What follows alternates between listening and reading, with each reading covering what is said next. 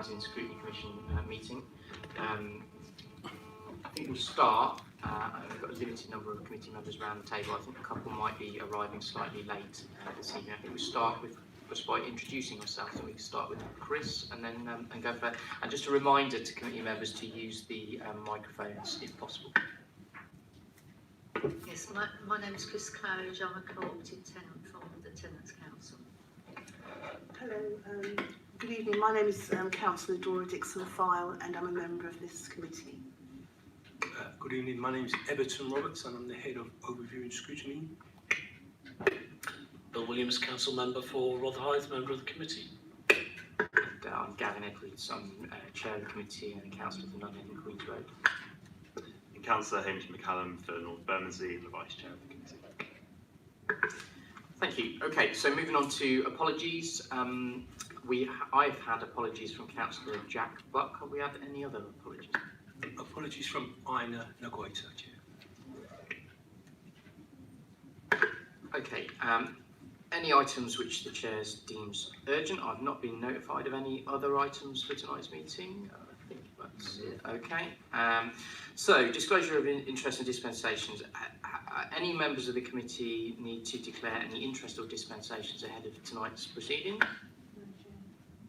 Okay, on that front. The minutes, which are included in the agenda pack, can we agree those as a record of the last meeting? Agreed. Okay, thank you. So, I'm going to slightly change the order. I have okayed this with the people who are helping us with tonight's proceedings. So, we've originally got the district heating item at the Aylesbury estate down as item 5.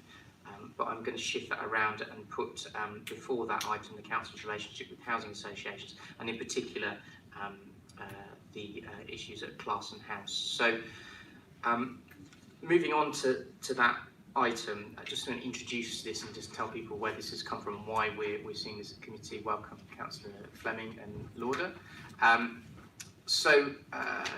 Newington Ward councillors approached us about this issue because there have been some ongoing issues at Clasen House, and they both thought that it was an issue in its own right which would be of interest to the Commission, but also the wider issues around the Council's relationship with housing associations and how the Council can and should engage with housing associations when things don't go right. So the way I'm intending to do this item is first of all to ask some representatives from Clasen House to come up and speak to us along with ward councillor or councillors, and we can then ask some questions.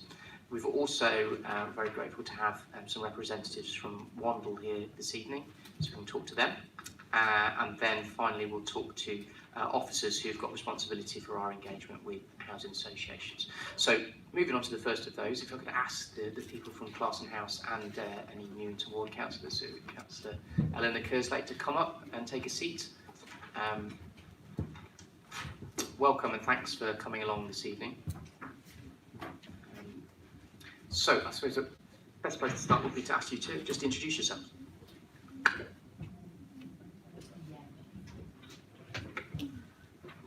Hi, my name's Emily Wilson, so I'm a resident of Clasen House, which is a Wandle property. I've lived there for 7 years on a shared ownership basis.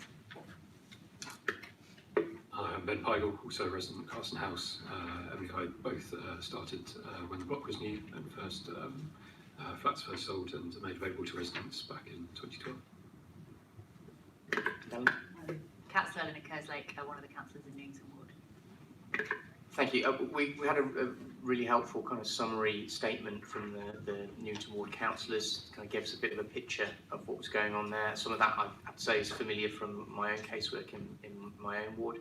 I think probably what would be helpful if we kind of hand it over to you, however you want to do it, whoever wants to start first, just kind of give us a picture of what the situation has been, what the problems have been, and then we might go into a few questions from the committee. Yes, so thank you very much for the opportunity to come and speak to you about this. So as I said, I've been a resident in Clasen House for about 7 years. I would say that my experiences of Wandle have been fairly consistently negative through that time, and I would say they've got markedly worse more recently. So I'll start by kind of covering some kind of general what we know about Wandle and their kind of the level of customer service they provide to residents. And I'm also going to say a little bit about some issues around service charges, which we've had particular problems with. I'll cover some issues about kind of fire safety that have been of particular concern to me, and then I'll hand over to Ben to cover a few other issues.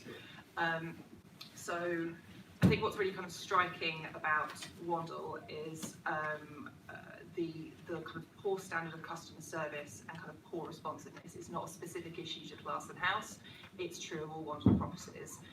So a survey of residents that was conducted independently on Wandle's behalf in 2019, which they shared with residents, found quite damning results where only about 34% of residents were satisfied with the overall service provided by Wandle. The worst results were views listened to and acted upon, where there was only 22% satisfaction. Repairs and maintenance was only 23% satisfaction, and service charges providing value for money, again only about 23% satisfaction. The results show that the longer you lived in a Wandle property, the less satisfied you typically are, and that they perform significantly worse than other comparable housing associations. These are long-running issues, so again, this has been something we've seen over a period of about 7 years. We've seen little in the way of effort from Wandle to try and make any improvements. So over time we have seen Wandle make some tokenistic efforts to make improvements. So for example, they, because of particular complaints they were hearing from Clasen House, they organised meetings for us. These were kind of sporadic and short-lived, not very well organised. They then stopped them. They told us they would be replaced by an email newsletter. That lasted about a month, then it tailed off and we didn't really hear anything further. In terms of kind of just typical examples of poor customer relations, I'll give us an example. On this Friday afternoon gone, I called Wandle's standard customer service helpline. I was on hold for 44 minutes. When my call got answered, I got cut off. Wandle also don't proactively contact you about issues that affect you. Only this morning, some scaffolding appeared outside my window so that workmen could peer right into my bedroom window. I wasn't told this scaffolding was coming. I wasn't notified about the workmen being there. And also it wasn't explained to me what it was for. I can only assume that it relates to an issue that I had complained about to Wandle back in November, and this is when they finally got around to addressing it. So that's some examples there. I would say just typically if you try and email Wandle, they don't respond to emails in a timely fashion, if at all. We've often resorted to using Twitter as a way of getting their attention because they do at least staff their social media team. So that's usually the best way of getting through to somebody. Often even if you say that you don't get an initial response and then you escalate into a complaint, sometimes that doesn't necessarily get handled as a complaint should be. And obviously the reason why we've kind of ended up here is because we've had to take matters to our local councillors and our local MP. But I would say we've been doing that for a number of years now, and that's not had any lasting impact either. There's a real lack of accountability for Wandle and kind of any way that we can kind of challenge them and get improvements made. Just to cover some specifics about service charges, which I would say is one of our longest running issues as kind of shared ownership residents. Despite us being sold Clasen House as being affordable housing, the service charges are very high. So just last week I had a letter notifying me of what my service charges will be for the next financial year. I live in a small one-bedroom flat. My service charges are going up, so they're going to be £147 a month. It's not a fancy building, there's no gym, no concierge, or anything like that. That's just for basic maintenance. So I don't think that's a reasonable thing to be charging. And it's certainly gone up pretty much every year, year on year. In terms of handling of the service charges, what's frustrating is that as well as them being high, when we get to the end of year reconciliations, Wandle then claim that they've incurred extra costs. So most years they then charge us for extras. Some years those are run into hundreds of pounds. One year I was sent a bill out of the blue for more than £500, demanding I pay it immediately, even though it was in the run up to Christmas. Wandle then gets so many complaints and disputes over their unreasonable service charges. If you dispute a charge, it takes months for them to get back to you about it. So sometimes you can still be in dispute about the previous year's reconciliation by the time they handle the next year's. Recently we've just been sent a bill for a kind of one-off extra charge that I think Ben is going to cover that was particularly high.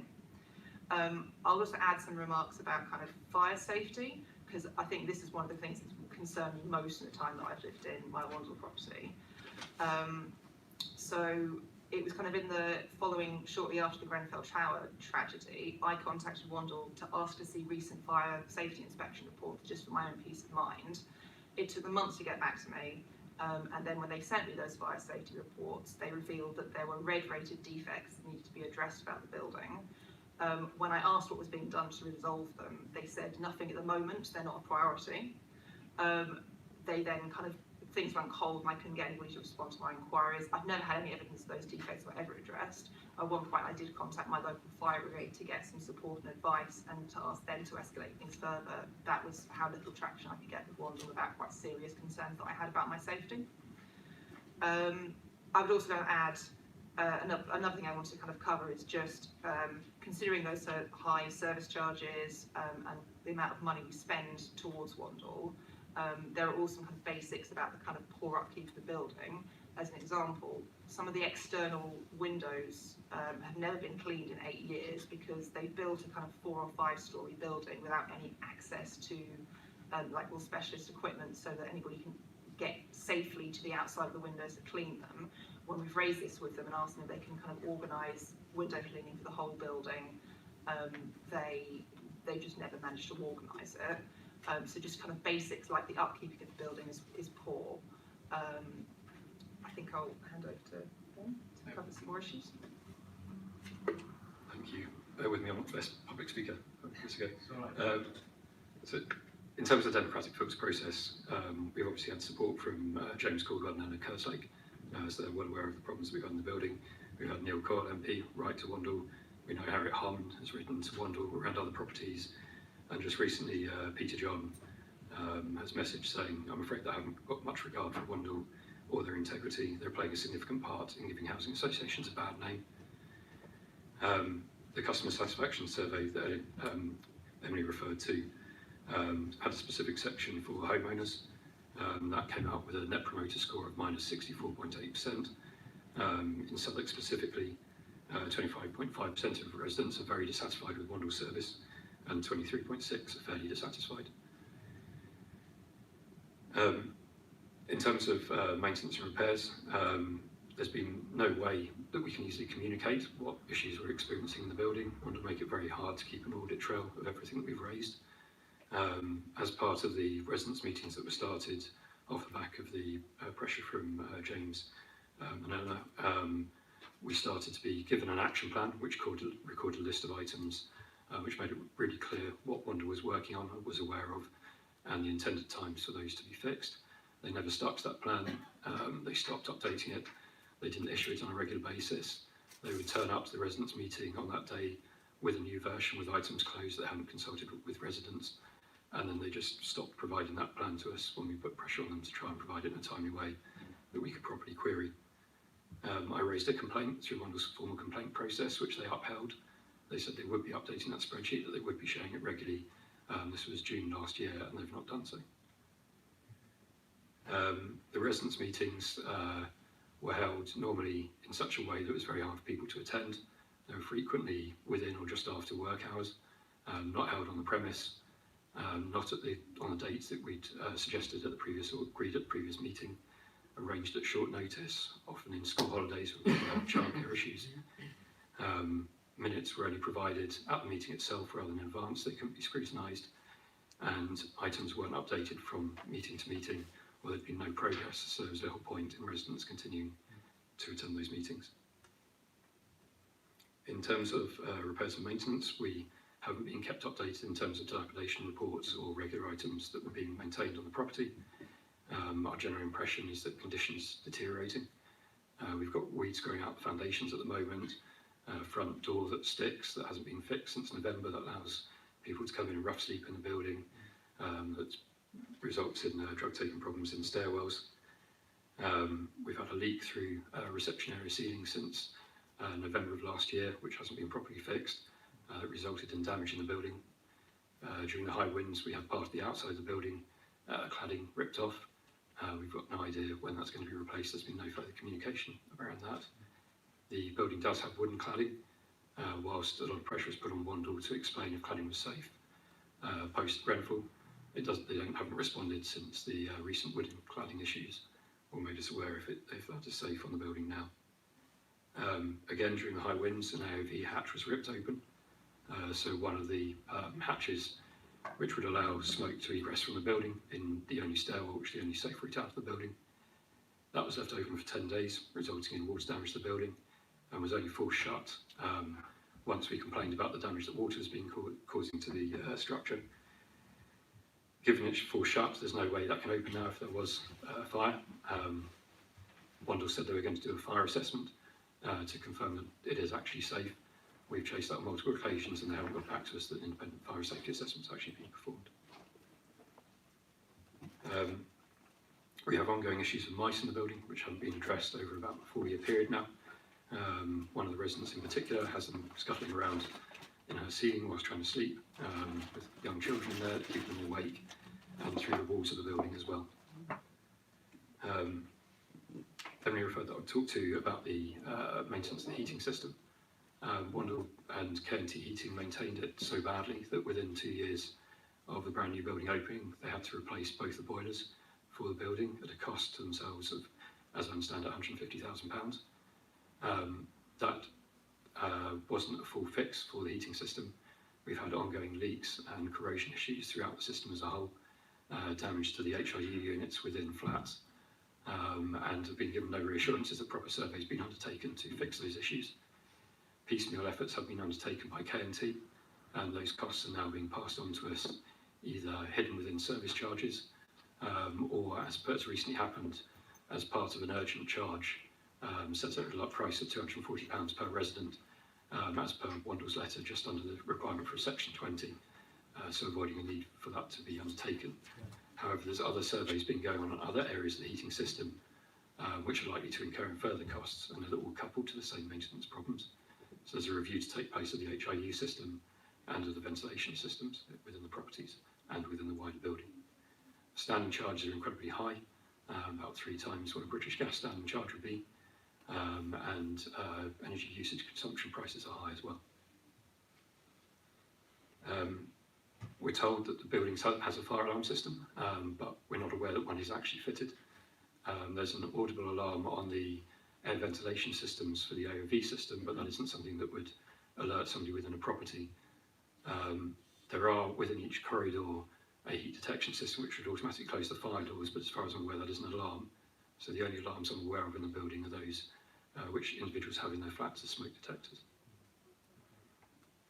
So I think we're getting a pretty good picture of life for you in this particular place. Alan, I don't know, from a ward councillor perspective, whether or not you wanted to add anything to what's already been said. Thank you, Chair. So I think Ben and Emily talk about their own experience really well, and they describe the issues with Wandle over many years. You know, I met several years ago on one of our kind of mobile surgeries in the blocks. Perhaps I kind of just give a slightly broader picture of the ward and some other housing associations as well. So, you know, firstly, looking at Wandle, we've heard these kind of stories from many people.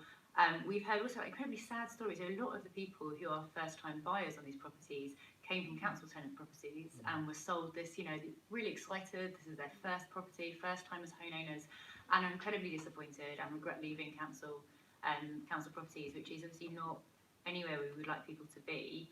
On Wandle, you know, frustratingly, as these problems were emerging, Wandle took over another new development on the Brandon estate.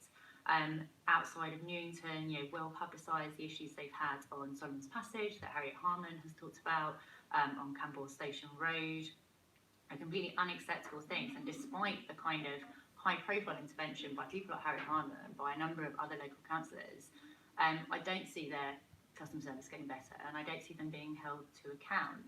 And it isn't, Wandle are a bad example, I think, but it isn't exclusive. So just up the road, there is a Clarion development, biggest housing association in the country. very similar stories, not taking antisocial behaviour seriously, poor repairs, not really engaging well with residents, or memorable occasion, not cleaning blood off the wall that was left after a teenager being injured for several weeks. And I think what we're asking the committee to consider is how can the council really be more muscular in how we are dealing with housing associations and how we are demanding standards for them that we would expect for our own council tenants and that we were expecting from completely private renters as well. And there are councils that have taken legal action against housing associations. I think there's one, I think it's Hackney with Clarion. What are we demanding when we, at the planning stage with them, when the housing associations are acting as developers? Is it right that Wandle has continued and still continues to be a developer in Southwark, creating new properties, making money out of those?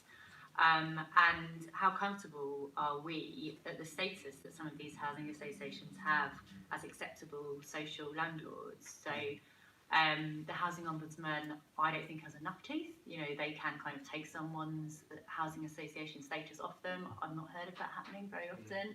And I think should we be kind of almost supporting residents and putting kind of like class action complaints into housing ombudsman? But I know these aren't council properties, but I think the frustrations that we feel, the frustrations I know that the local MPs feel, I just wonder how we can be more proactive, more muscular on that. So good if the committee could consider those. That's very helpful, thank you.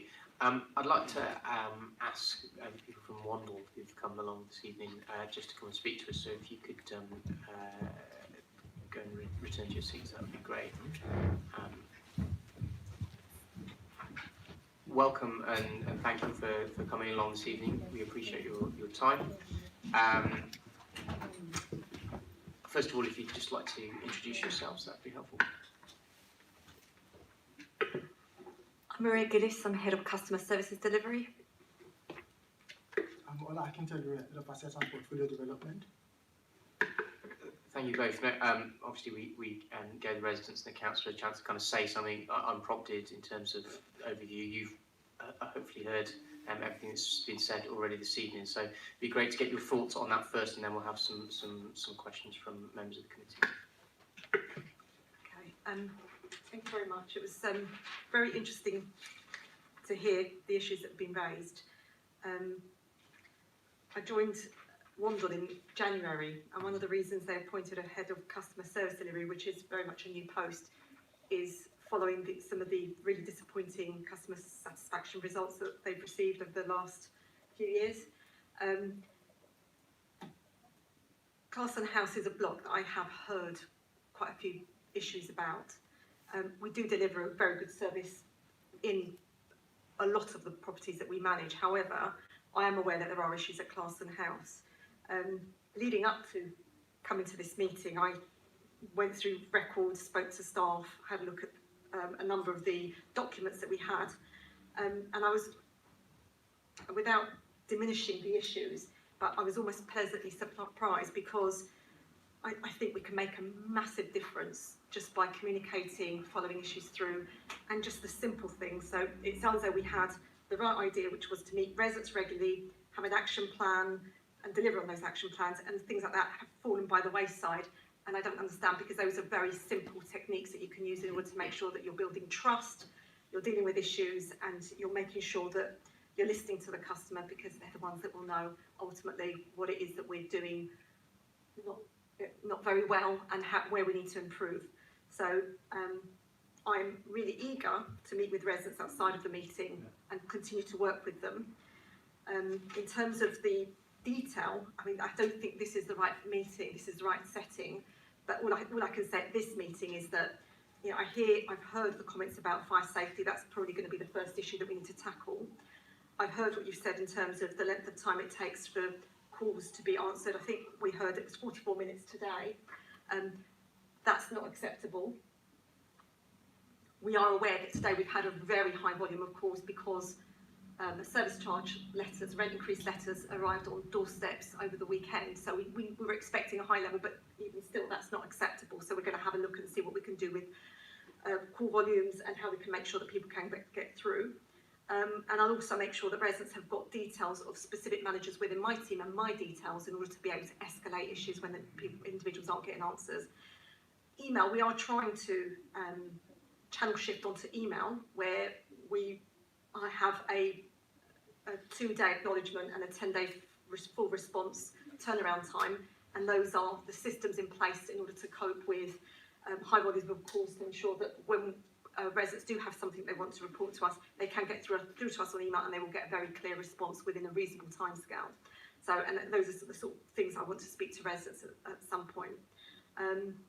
Happy to meet with residents outside of any formal resident association. I think I'd heard that there was some desire for a resident association to be created. I'm really happy to encourage that, or to meet as part of regular meetings. And I think I'll leave it there for now, but I think you, from a technical point of view, might want to respond to some issues. Thank you, Chair. Thank you, Chair. So my role involves looking after the building, the fabric of the building, making sure that it's safe, looking after the systems, heating systems have been described there. We have been doing a lot of work over the last couple of years to make sure that we improve the systems that we have there. I think Mr. Pagel is right. We replaced the boilers about 2 years ago, and over that time we've been doing a lot of work on the HI systems as well, and the general system that has serves Clasen House. The letter that the residents received over the last 2 weeks or so is part of that work as well, to further improve the efficiency of the system and make sure that it doesn't fail. Residents have reported that the system has been unreliable over the years. I think we've seen that as well. But one of the things we've seen as well, so especially for this meeting, I ran a report over the last 4 years to see what we were doing and what improvements we were putting in place have started to show. So we were running at 40 breakdowns a month, and now for this year we have 20 breakdowns. So that's what teacher is telling us, that we're seeing improvements there. 20 breakdowns we're in March already, suggests that there's improvements taking place. We're not accepting that that's the end of the journey. We're still doing work on the system as well to make it more efficient, make sure that the systems are served the individual. So we have a communal system there, which is then fed through HIUs in the individual flats. So when faults arise, KNT has been working with us to help that, make sure that we improve those things. We've also brought in a specialist consultant to help look at it as well, so we can do further improvements on it. Over the next couple of months, we are going to be working with the Southwark Consortium to procure a new service for the maintenance of the system as well, because KNT have served us now for the last, I've been there 2.5 years, and in that time we've had KNT, and they've been with us before that as well. So over the next couple of months, we are looking at a new contractor as well.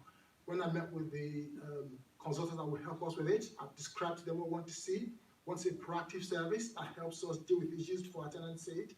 So we know, for instance, when a tenant reports, I don't have water or I don't have heating, it's been broken for a couple of hours, so they're not seeing that until it starts to affect their flat. So we're trying to be more proactive work around that.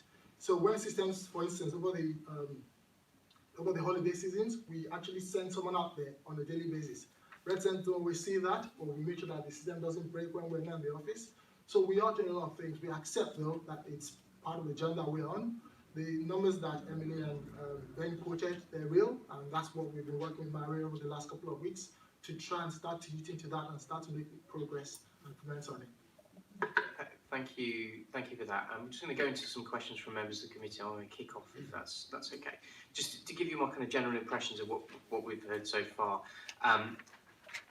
Hearing from the residents of Clasen House, it seems to me some of the things they're raising, they're not kind of irritations and frustrations with kind of routine things, although some of them were.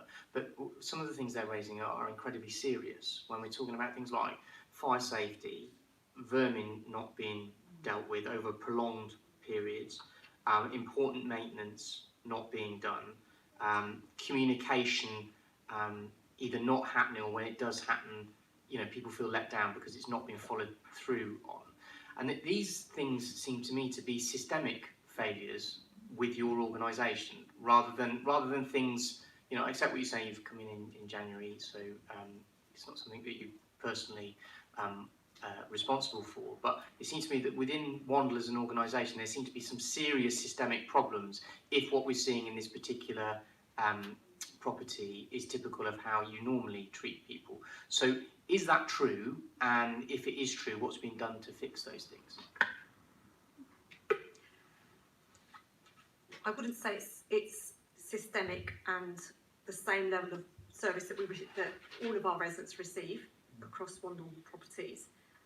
However, there are pockets where sometimes the communication just doesn't work, and that's something we're looking into. And in addition, sometimes, for whatever reason, repairs do not get carried out in the Do you have satisfactory timescale. an impression as to why that is happening, though? What is it that lies behind that thing? It seems to me, for a big housing association, that's kind of like, that's bread and butter stuff.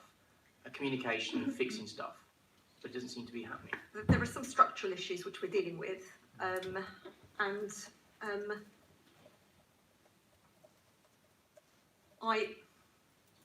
the short time I've been there, there are changes that we need to make in the way that we communicate with residents.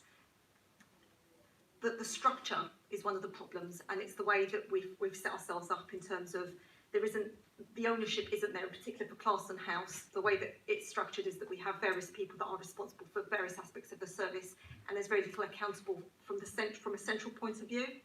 And that's something that we've been looking at slowly changing. And Clasen is an example of one of those blocks that are suffering in terms of the way that we do things. So one of the things that we need to change is have that level of accountability and making sure that we've got that information feeding into an individual person who is responsible for the service there and who has a team of people that can help deliver the service. Can I just say, I'm very confident that we will improve the service, and I welcome coming back, say, 6 months' time and reviewing again. I mean, that was going to be one of my suggestions. Yeah, So let's, I've been very keen. So I'll come to Bill first. Cool. Thank you for coming. And I appreciate that you've only been in post since January, so it's only been, 2 months. And I also appreciate the fact that you're trying to make things right. But, Chair, with respect, 6 months for an action plan that will contain the essentials like fire safety and vermin control, it's not good enough. 6 months, they have to wait 6 months. We're going to have another Grenfell within 6 months. I mean, in my fact finding prior to this meeting, I had some discussions with members of my team in terms of, so we had this action plan, and what's happened is we were working through it, and we were, a lot of the issues were being dealt with, and so then we thought it probably wouldn't be necessary. And there's just that lack of accountability in terms of, you've got an action plan.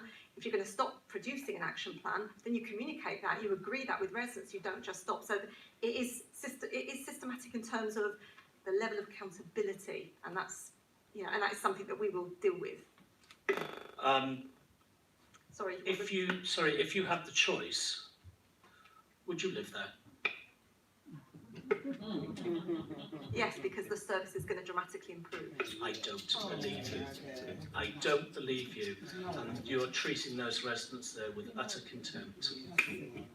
I'm really sorry if you think that. I mean, I look forward to working with them, and I look forward to coming back in 6 months' time. And it won't be a magic wand, but it will be a dramatic improvement in the service. Thank you, Chair. I understand the point that Councillor Williams is making around the fire safety of the block. What we have there at the moment is, I think Ben or made that point around the asked for fire safety to be done of the block. We have that, and I think the point that Maria made as well is around the communication that we need to improve with the residents. So we have not left the tenants in a situation where the block is not safe. I think it's about communicating. So that's what point Maria is making around. We can turn this thing around very quickly, because I have the fire risk assessment for the block. I have that tells me that the block is safe. I have the questions they're asking. We have a lot of answers to it. We just need to start to share it better with the residents. I'm going to stop you there, Bill. I'm going to come to Hamish next. Sorry. Thank you, Chair. Firstly, I just want to say to Ben and Emily, thank you so much for coming today to explain the situation that you're in. I have a huge amount of sympathy with your with your circumstances, not least because I'm also a shared owner, not in a Wandle property, in a Peabody property actually, and a huge number of the issues that you were describing are issues which I'm aware of myself as a resident where I live.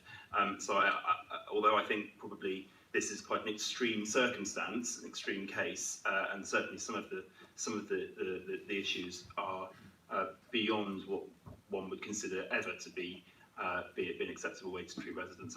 I think there are some systemic issues around the way that housing associations in particular, and for shared owners in particular, are perhaps governed and how they operate. And I suppose to that end, I'm interested to know from you representing Wandle, what kind of framework is in place in terms of regulating your service as a landlord and as an affordable housing provider. Is the council, with the exception of obviously it's quite an exceptional meeting, but are the council engaged with you in how you're operating your housing stock in the borough? Is the government engaged with you about how you're operating as an entity? And perhaps you could say a little bit about that. And I think I understand as though we're then sort of moving into a conversation about housing associations more generally, so it might be useful to hear your perspective of those issues before we do. So we are governed by the regulator of social housing, and we work with them. There's a lot of work we've been doing with the around fire safety since Grenfell, and actually before Grenfell as well. I think that one of the residents mentioned Solomon's Passage. I think it was the councillor that mentioned Solomon's Passage. So Solomon's Passage became something that we learned from as a business. And I was ward councillor for that particular episode when I was councillor for Peckham Rye, so I was aware of the events that led up to that. We've taken a lot of lessons from Solomon's Passage in what we build, how we build, and how we maintain our stock as well.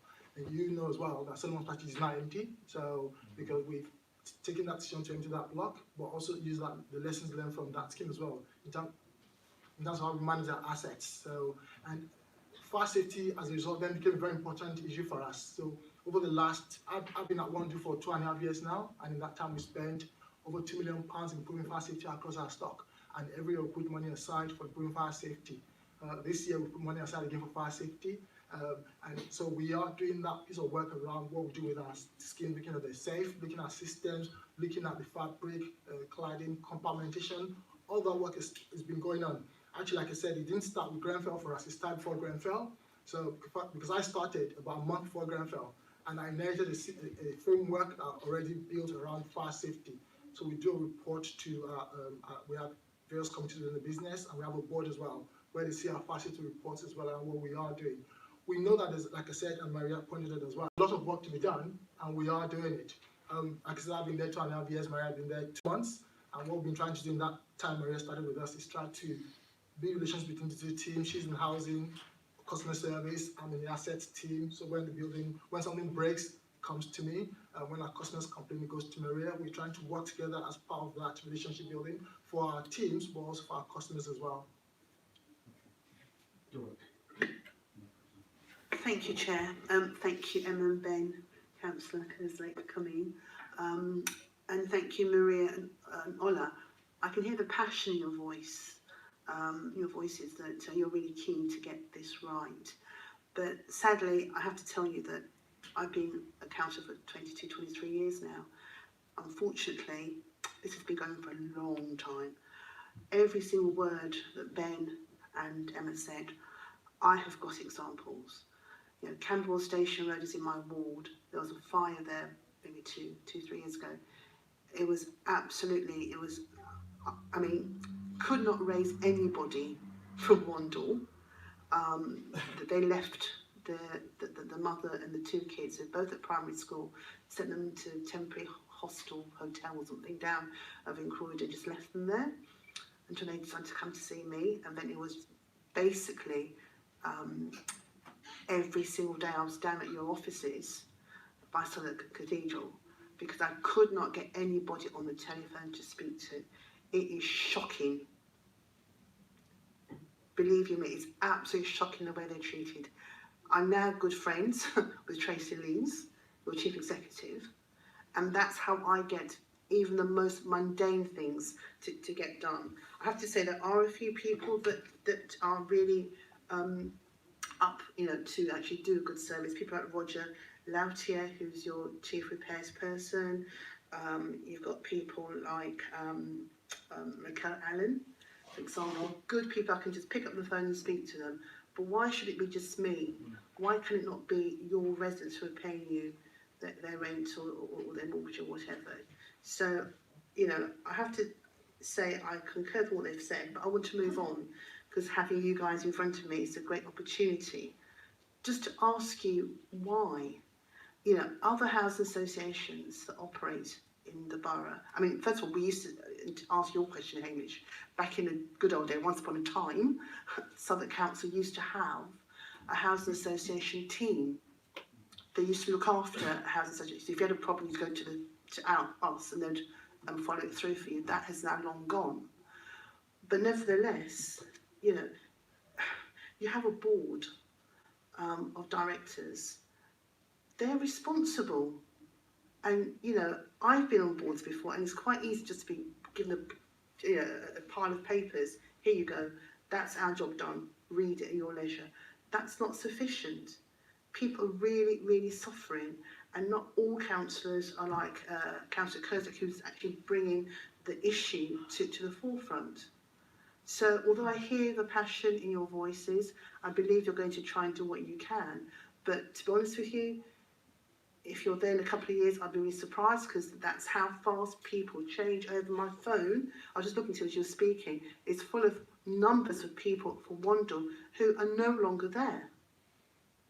And, you shouldn't be, well, I mean, you are, because you're new, waiting for this to happen to say, we're going to talk to people, we're going to do this. It should be done as a matter of routine.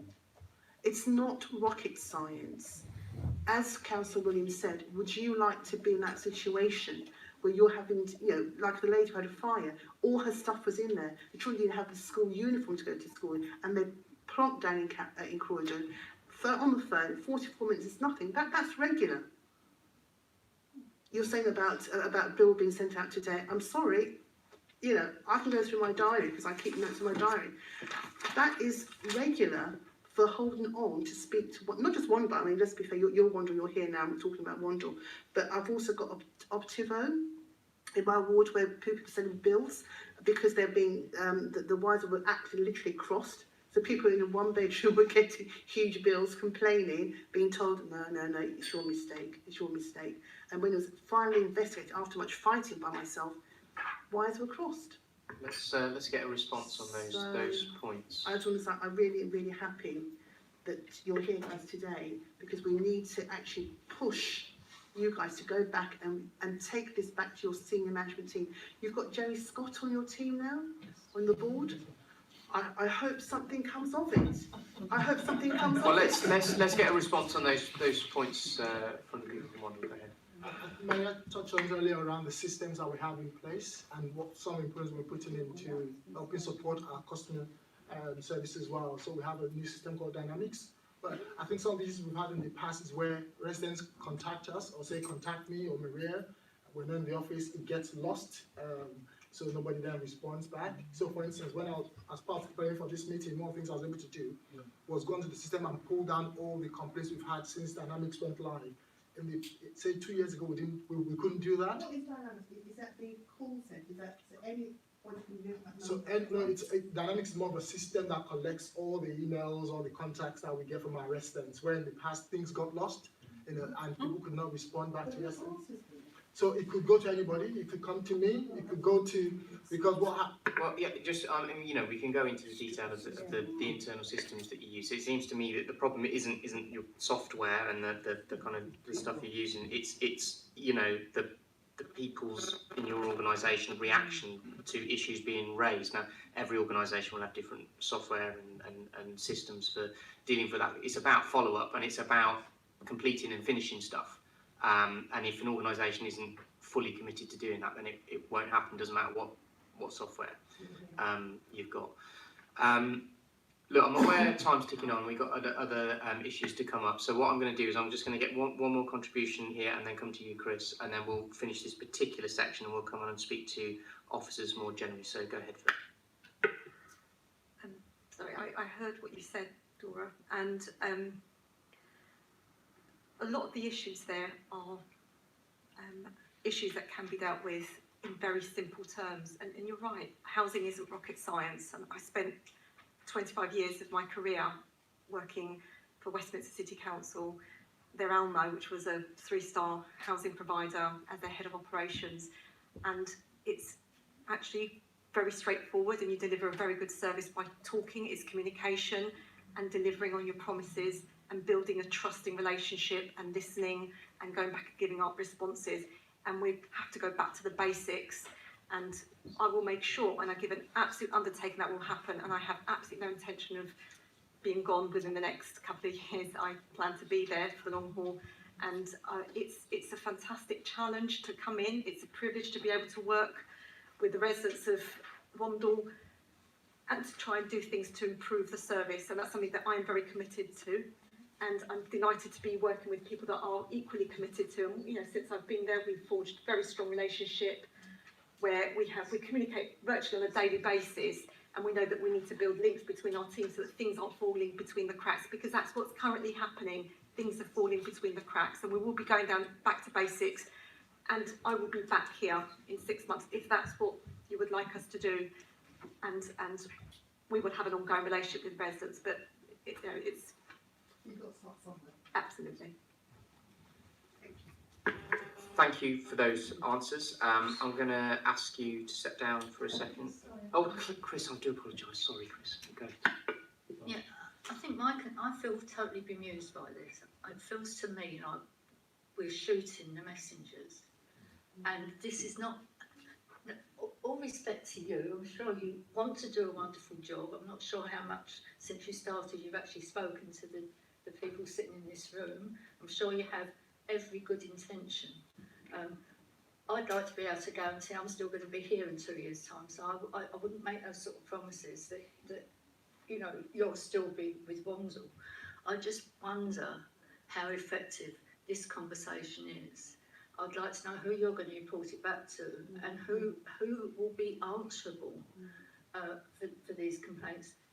You know, you've been given a really hard task to do, but I don't believe there's anybody higher up that actually cares very much whether you succeed or not. So this is my biggest concern. I think that's a fair question. Can you give us a picture of the senior levels of your organisation and the follow-up that will come from you and them following these conversations? Tracy Lees, who's the Chief Exec, couldn't be here today because it coincides with board meeting tonight, and equally Troy, who happens to be my line manager, who's the Exec Director for Business Transformation, and Ola's kind of line manager, who's the Director of Property Services. They couldn't be here tonight. It's just really unfortunate, and we've had several meetings on the run up to this meeting here. They really wanted to be here. Both Ola and I sit on the senior management team, and we have enormous influence throughout the entire organisation. And I can assure you that we do have the ability to influence change within the organisation. And in fact, we both probably manage the largest portfolios within the organisation. So feel free to shoot us, but we will have discussions with Tracy and Troy and Yinka, who are the exec team, and we'll make sure that the messages get through to them. And I'm sure that probably one or two of them will be here if we get invited back in the next 6 months, along with us. Okay, thank you very much. Thank you for that question, Chris. If we do a swap around on the table, please, you're welcome. So thank you to the residents of the Aylesbury who have been very patient as well. I know you're waiting for your item as well, but hopefully this is useful as well. So officers, if you'd like to come up, whoever, just yourself, Paul, or so Paul, if you'd like to introduce yourself first and your colleague as well. Paul Langford, Director of Resident Services. Promising housing strategy. So I think hopefully it's been useful to you to hear the exchanges that we've heard so far this evening already.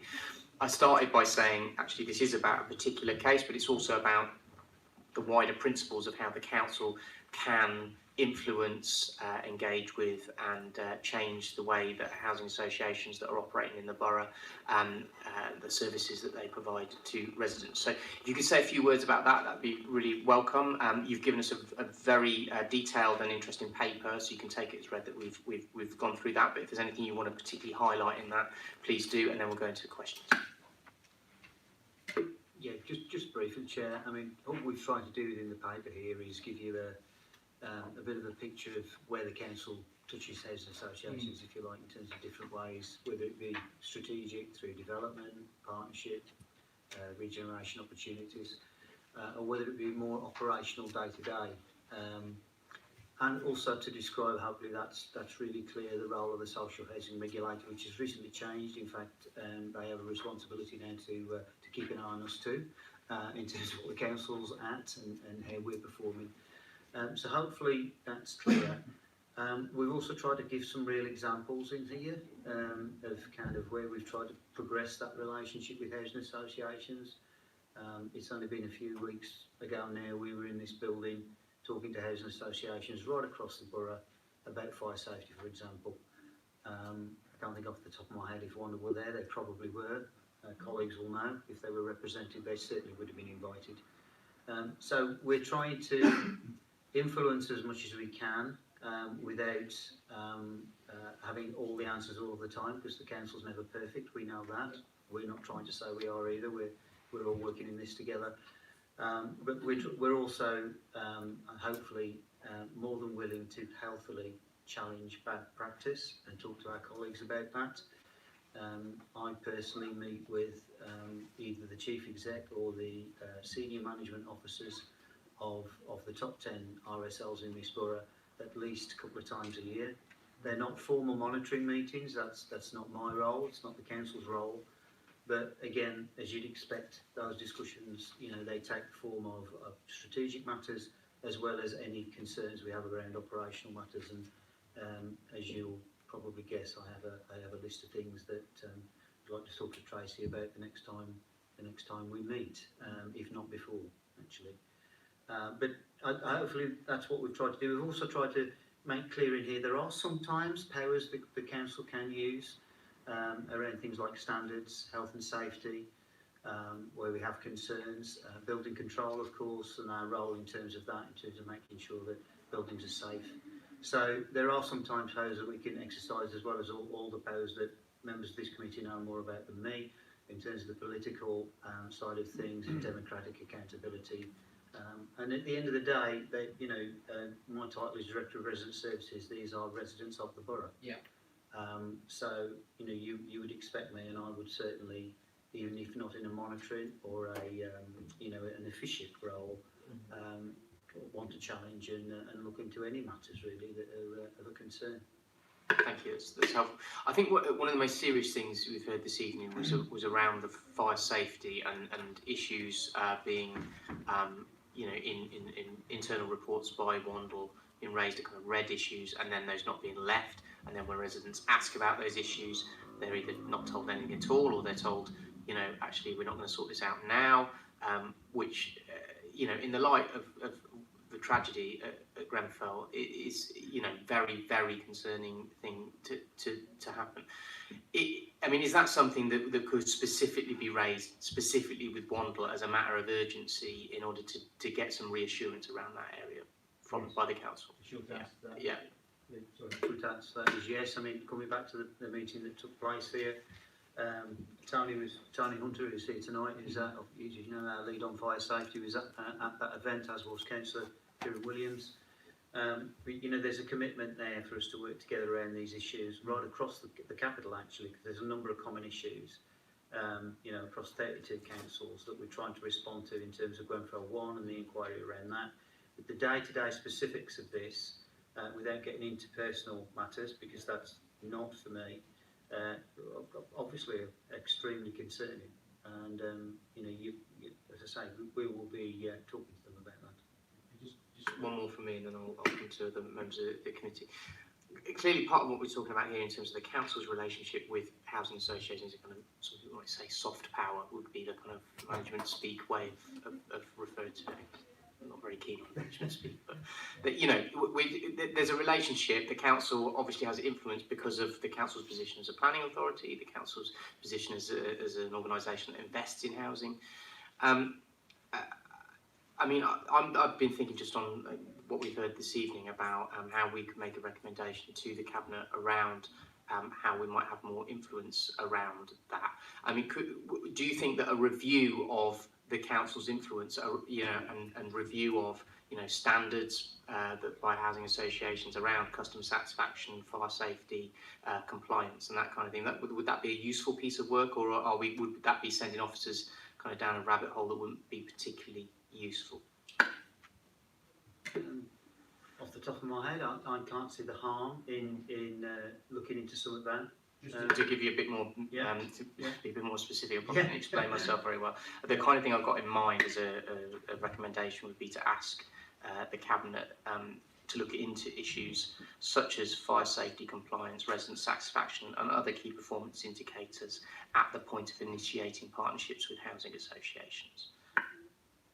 Right, well, I thought that was where you might be heading, because, I mean, I suppose for housing associations, as much as it is for any other contractor or partner the council would want to enter into an arrangement with, looking at their standing in their particular field, whether it be a contractor in heating or a housing association, it is a perfectly legitimate thing to do for the council to consider that organisation's performance, and where it's proven and that's really not good and there's evidence of that, then of course that's quite legitimately then something that should be, and it is took into consideration. So it's kind of business as usual, but actually as a commission, we're kind of highlighting this more. I know Bill's going to come in. It sounds like you've got something related to that, Bill.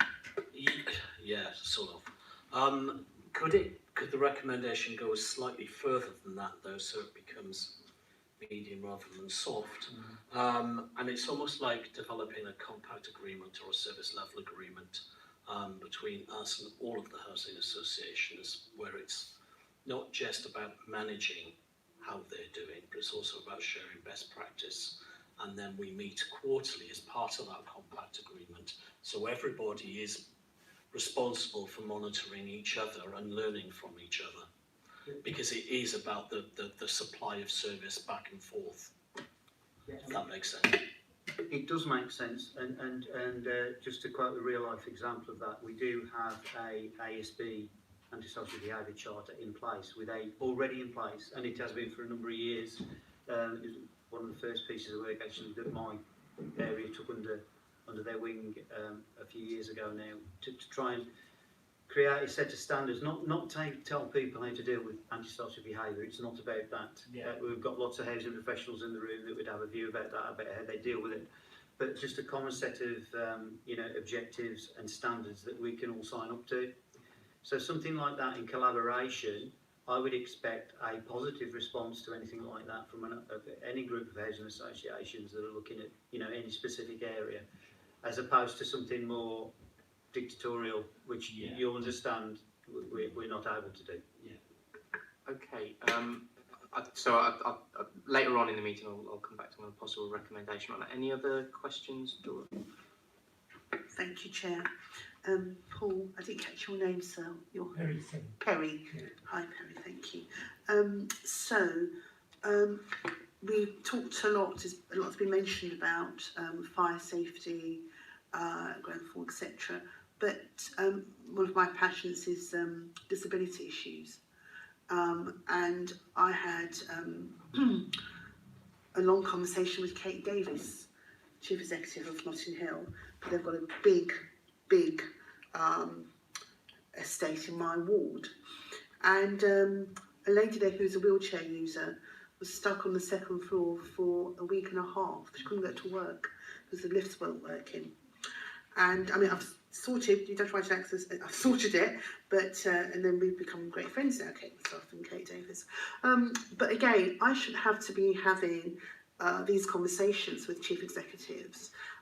You said earlier that if there's a challenge, that something that you would take on. is that something I should have come to you about? Somebody stuck in a wheelchair for a week and a half, Notting Hill saying, oh, the parts are in America, can't get the parts yet. So as I get on the phone, cause a fuss, the parts arrive. Now, that's not what I should be doing. And I get a bad name. I get, called a troublemaker. But if this is something that's in your job description, Paul, I'd happy to pass them over to you. I have lots of them. It's not stopped you in the past, Councillor. No, I'm quite happy to take any queries or any cases that require attention, as you know. So feel free, and if it's not me, I'll always pass it on. Thank you. I had to go through to Stephen Platts to get to raise it even higher, but. I think talking about this recommendation that you're thinking about, and I concur with Councillor Williams, I think we really need something a little more than soft talk, soft touch. Yeah. I mean, just so I'm clear, when I talk about soft power, it's not a very good phrase. No, I'm talking about indirect influence is probably a better phrase. Yeah, not soft soft, not very good. But I think, along with what Councillor Williams is saying, I think we need to have something that also says there's a standard. I mean, because I know the council were building 11,000 new homes. We haven't got there yet. And a big percentage of my ward has changed since I became a councillor 20 odd years ago. It's changed. A lot of my constituents are now housing association residents. We had to stop Clarion moving to our ward because we knew their history of anti-trade unionism, and we were successful. That's changed now. I know it's changed, but we didn't allow. And you're part of that movement. Yeah. Thank you. We didn't allow that in our ward, but because a lot of Southwark residents are in housing association properties, I think we should be saying as a local authority, and we have got power, influence, call it what you will, that there's a standard below which these associations should not slip below. That's what I say. Hamish, I'm going to take the last question on this item. I will come to Chris afterwards as well. So Hamish first. Thank you, Chair. I think I agree very, very much with Dora and Bill's comments. I think it would be actually a wonderful thing for this committee to do, to have a really powerful recommendation in this area. Not least because, as Dora literally just said it, there are a lot of people in our borough who are living in housing association properties, and I think the experience that we've heard tonight, and it aligns entirely with my experience as a councillor, some of the casework I've had to deal with, and my personal lived experience as well, for that matter. And I'm sure in terms of casework, similar things would be said from other councillors on this committee and throughout the authority. I think it's obviously a good thing to have standards, and quite clearly there are certain statutory powers that the council does have on things like building control issues or planning enforcement issues, and it's quite right that the council should be ensuring that it's exercising those powers fully and properly where it can. Although I would say that actually go further as well, and in circumstances where there are fire safety concerns, if there are building regulation or development issues, those should be issues that the council, I hope, is dealing with, regardless of the type of building it is and the type of developer it is. If it's a private property, a private development, it's just as incumbent on the council to be enforcing those standards.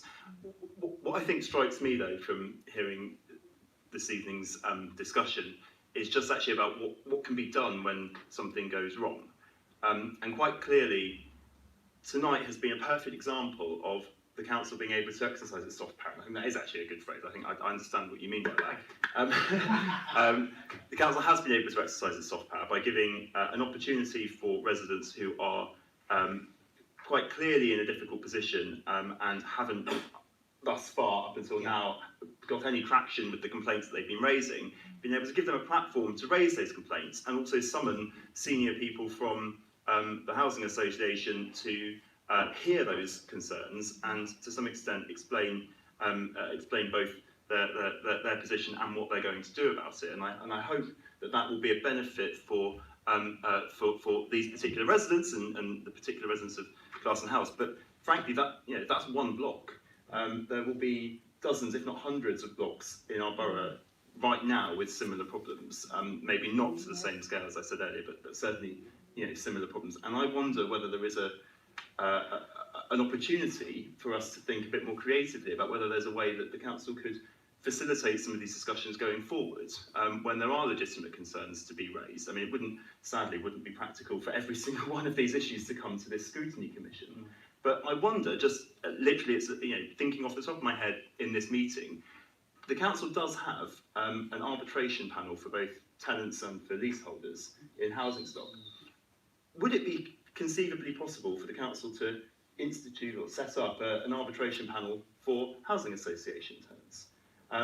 It might not have, authoritative power, but it certainly does have that soft power in which it could arbitrate or mediate some of those disputes and get the right people around the table to try and have the conversations that may well enable some action to come of it in a more formalised way than the kind of informal role that Paul was speaking about in terms of the council's existing dialogue on a more general basis and sort of broad brush basis with housing associations. Like I say, it's literally a thought I've had in the course of this meeting, but I wonder whether something like that is something we could look at as a way to try and address not just the problems for Wandle residents or residents of Clasen House, but housing association residents in our borough across the board. I think we could come up with a wording without asking the Cabinet to investigate it, given we probably have got full sight on what's possible. Chris, last question. This is a good one. My question actually comes from a member of the Housing Association, because the SGTO is attempting, as far as possible, to work with Housing Association tenants. This particular resident said, across all of Southwark estates, mixed tenure is being pushed as the future estates to enrich them. How does Southwark Council plan to improve these partnerships within its own stocks? How are people talking to each other? How, we talked about, you just had a big meeting, that's really good, but how many residents are actually involved? How many residents actually heard what was discussed and the conclusions that were reached at that meeting? It feels like the residents are missing out all the way along the line. Officers talk to each other, chief executives talk to each other. The people at the base of it who are the subjects of all these discussions are the residents, and they should be there somewhere. Of course, I couldn't agree more. That particular meeting was a very technical meeting where fire safety managers were present. So I defend the fact that it was for a purpose and it served its purpose. But certainly there has to be a role for residents, of course, in this. I think colleagues behind me have more detail on this than myself, but certainly in terms of the reviews that the council has undertaken in the past around fire safety, it's set up, as I think you're aware, Chris, a number of different panels where residents have been represented in full on those panels. I'm not saying we couldn't do more and we shouldn't do more, but I think residents have been involved. In fact, I think there was forget the title of it now, a residents fire safety panel that was predominantly about residents at the time that we were looking at our responses to the awful events, obviously, around Grenfell. Were there any housing association residents involved? In terms of the way the council's operated in the past, I think it's a fair criticism to say that the council has sometimes looked at it as these are council tenants, these are housing associations, these are private tenants. Of course, one of the things the council's trying to change at the moment is the way that's structured. So there's a more mixed resident based around homeowners and tenants and something that's more around the place than just the tenure. That's not to say that council tenancy, I would never say that isn't absolutely important, but it is trying to broaden its approach to engagement. Just because time's pushing on and we have got another serious issue to look at this evening, I'm going to draw the conversation to a close now. I'm going to suggest a few recommendations, which I hope has kind of picked up. Which I think captures some of the issues that all committee members have raised this evening. Let me know what you think. The first is not a recommendation to the Cabinet, it's simply a statement for the minutes for us to follow up on, which is that the Housing Scrutiny Commission asked representatives from Wandle to return to our next meeting in order to discuss follow-up actions on the issues raised this evening by residents of Clasen House. Now, the date of our next meeting has not yet been set, and Hamish quite rightly pointed out that it's possible that that may be in the next municipal year, and of course, we shouldn't be predicting who's going to be on this committee or indeed chairing this committee in the next municipal year. But having said that, I took over the chairing of this committee at the start of this municipal year, and we did take on some issues that were agreed by the previous committee. So people happy with that, first of all, not as a recommendation to Cabinet, but just as for us to undertake to do that. I'm getting some nods from the people from Wandle as well, which is welcome.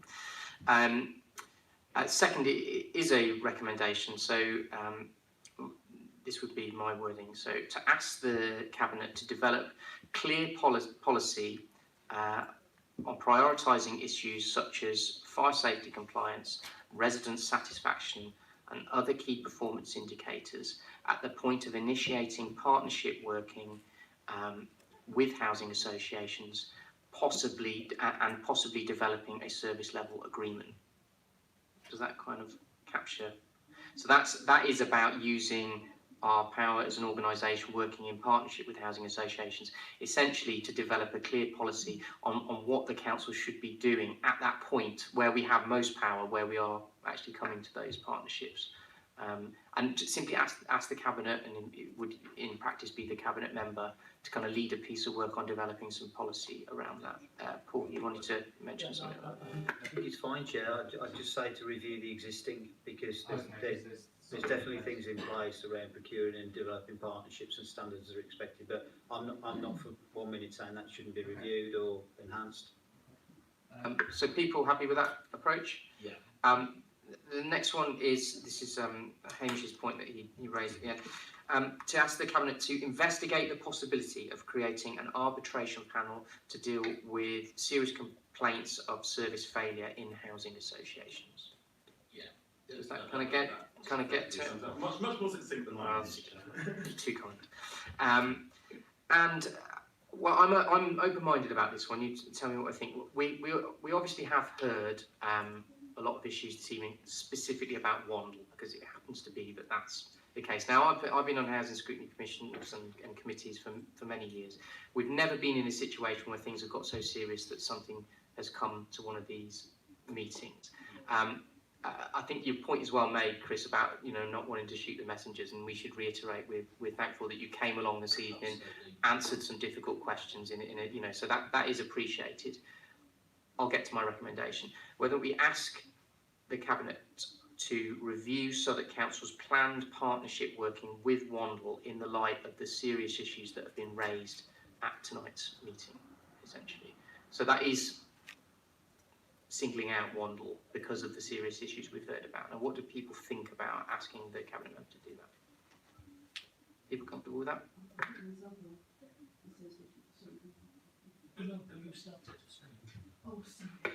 Yeah, I'm just thinking there's other associations who are equally as bad and bigger.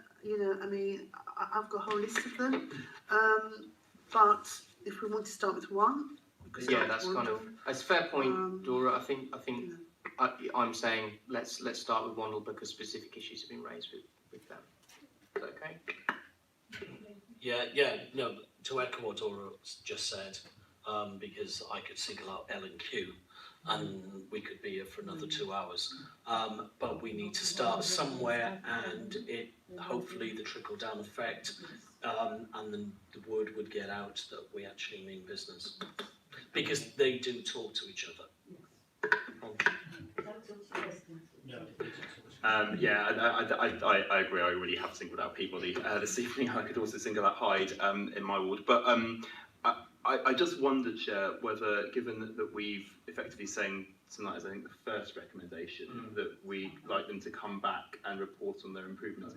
Maybe in part that I don't disagree with this recommendation as such, but maybe it's worth incorporating the response that we get from them. I think we almost like an escalation. Yeah. I think maybe we could keep on that one. I was unconvinced myself, even though I came up with it. So maybe just keep our powder dry on that one until the next meeting. Okay, I'm going to draw that session to a close. Paul, you wanted to make one more contribution? Go ahead. Sorry, apologies, just one very small point, but I think it's important that 2 and 3 should make some reference to working with the regulator as well. Given their role, you know, having their, if it's just their endorsement to working together with, I can't see how they'd say no, but why wouldn't we include them when, given the significance of their role, both in terms of the council now as well as... Okay, I'm going to let Everton, using the videotape, draw together the Frankenstein's monster of a recommendation that we've put. Yeah, go on, Hamish. Sorry, Jay, can I just ask, in particular with respect to 2 and 3, will there be some kind of reporting back to the committee, the commission, in the future from the cabinet? Yes, they will need to do that as a matter of course, and we'll make sure that happens as well. Okay, thank you everybody, and thank you to everybody who's come along and spoken to us this evening. We shall return to this issue in the not too distant future. Now, I am aware that Aylesbury residents and Farringdon councillors have been very patient this evening. I'm entirely open-minded about this. I don't mind either. We could either have a 5-minute break, if that's okay. I'm looking towards Paul and residents, if that's okay. Just have a comfort break and then come back fresh to the Aylesbury when we are. Is that all right? Thank you very much.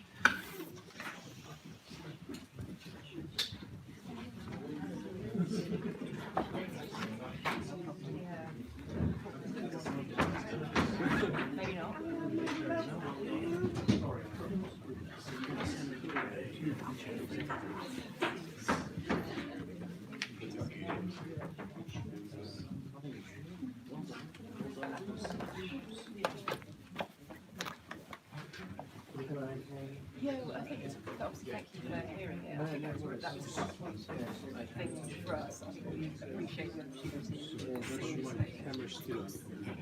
All right, good.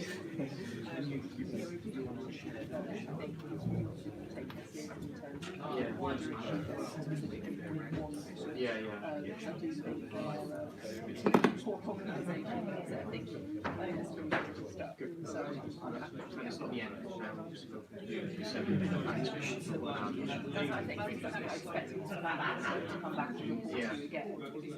We've heard various responses multiple times about taking action. Okay. So I'm happy to help.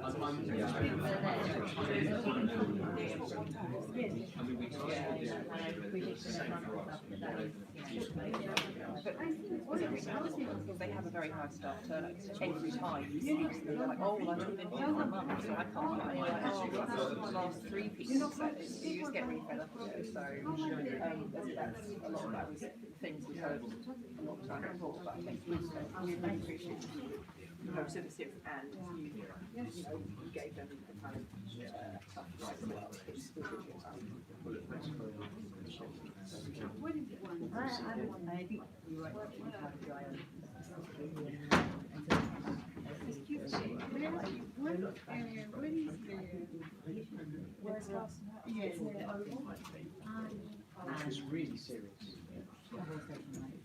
So, you know, let me see that, because they are building a lot of housing association places in Sada. And then for us, they are the tenants and leaseholders pushing us to move there, or either to buy a 50-50 share ownership. So it's what you aspire to do. Yes. It's not. I'm listening to them because sometimes I said, oh, can I do a share equity?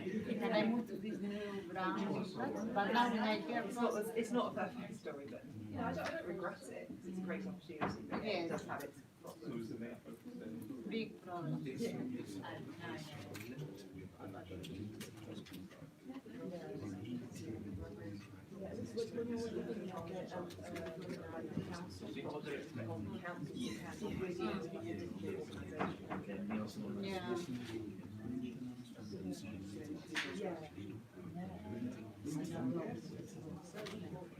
Yes, okay, okay.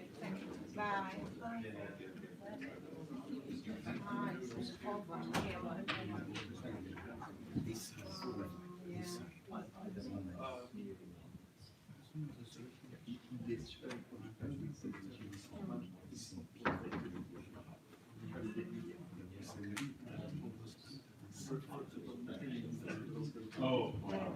I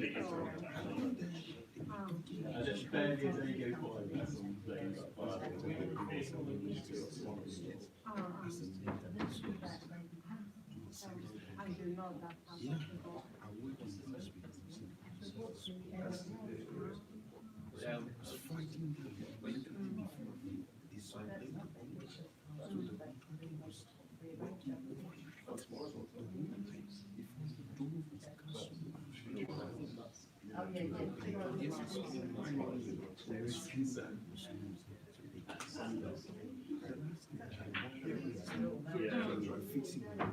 I try to have at least 2 or 3 weeks a day.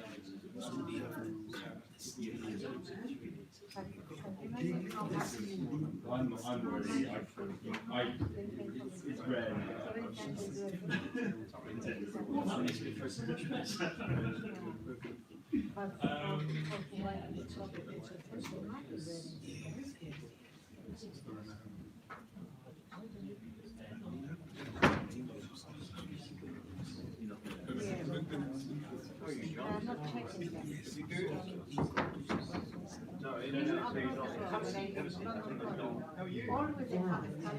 I saw you the other day. I came to you're on the 3rd floor. 3 weeks ago.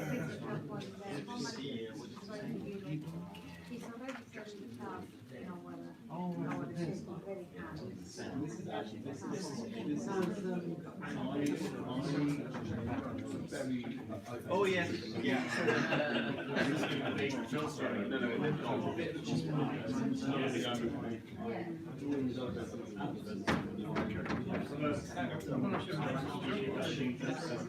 I was still there. I should have taken a picture. Actually, yes. Yesterday was Sunday. Yeah.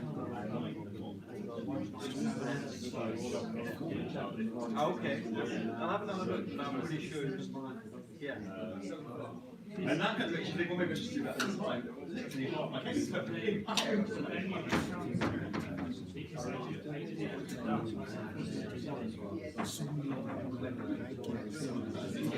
I always knew it was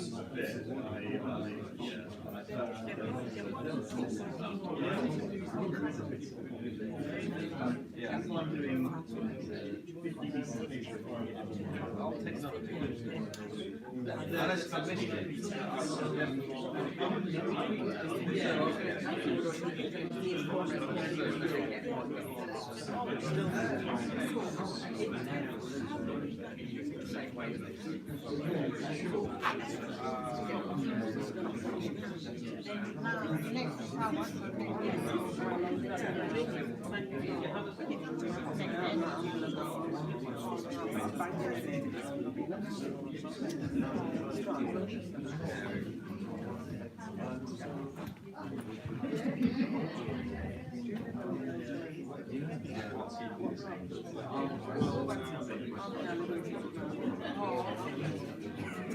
That's the first recruit sadly to wait when the heating is They went there complaining. No, they went there complaining that water is terrible. And you know what? They're not in your they don't yes, we got a tag.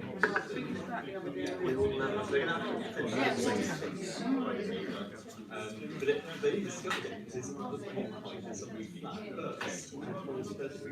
Okay, can we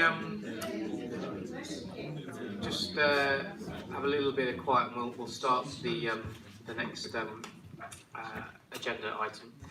So just to quickly introduce this and explain some of the background to it. We, as committee members will know, we're doing a wider review and scrutiny of district heating systems as part of our work programme for this year. And I suppose there's two kind of main elements to that, one of which is kind of longer term strategic investment, the changes that are happening in regard to district heating, including ensuring that we're trying to meet our carbon neutral targets, etc. But there's also how the council responds to outages in district heating systems, and what processes are followed, how we engage with residents over that, how quickly they're fixed, most importantly of all. And as you also know, at budget scrutiny this year, Councillor Buck and others kind of raised this issue around discussions around the amount of money that's available for dealing with some of these issues, events that have been happening at the on the Aylesbury estate. So we committed at that time, during one of those budget meetings, to have another session actually fitted in quite well, actually, in order to look at that specific example in a bit more detail, and also hopefully draw some wider lessons from that. So the way I'm proposing to do this is pretty similar to the previous item. I'm going to ask residents and councillors to come up and say a few words, to come and talk to us a little bit. Hopefully people have seen the paper already as well. And then we can ask some questions, and then we will ask the Cabinet Member and officers to come up and speak about some of those issues that have been raised. So can I ask some representatives from the Aylesbury estate and also ward councillors to come up to the front table, please? If you need to, can you grab an extra chair if you need one? One more, I think, yeah. There we go. So, thank you very much for coming this evening, and thank you again for your patience in waiting for this item to be heard. Might be helpful if we just got introduced you as to who you are and start off with. We start at this end, please. Stephen Davis, Messenden tenant.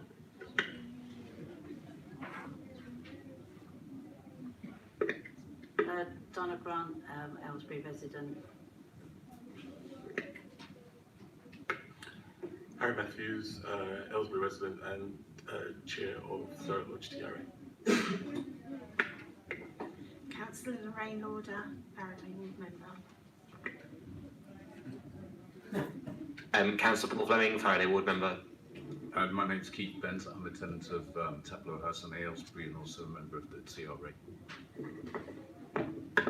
Thank you very much. So, just had a quick chat with Paul beforehand. I thought it might be a good idea just to hear directly from you first about your experiences recently of the district heating outages, to explain some of the problems, some of which are quite obvious, but others, other frustrations that you may have experienced during that period, so we can get an idea of where the council fell down and didn't do its job properly, and then we'll come and speak to Paul and Lorraine a little bit later.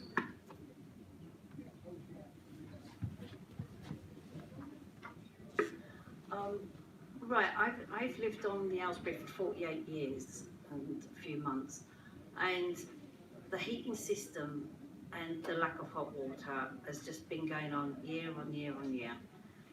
And the council just, I don't know, they just don't, they start off, say, yeah, we'll fix it, but they never get it fixed. Plus, this last year has been the worst ever.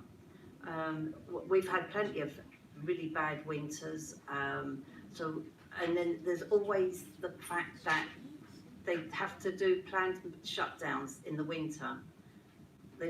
Why can't they do the planned shutdowns in the summer? And then in the winter, when we have planned shutdown or when it breaks down, they say we can give you a heater.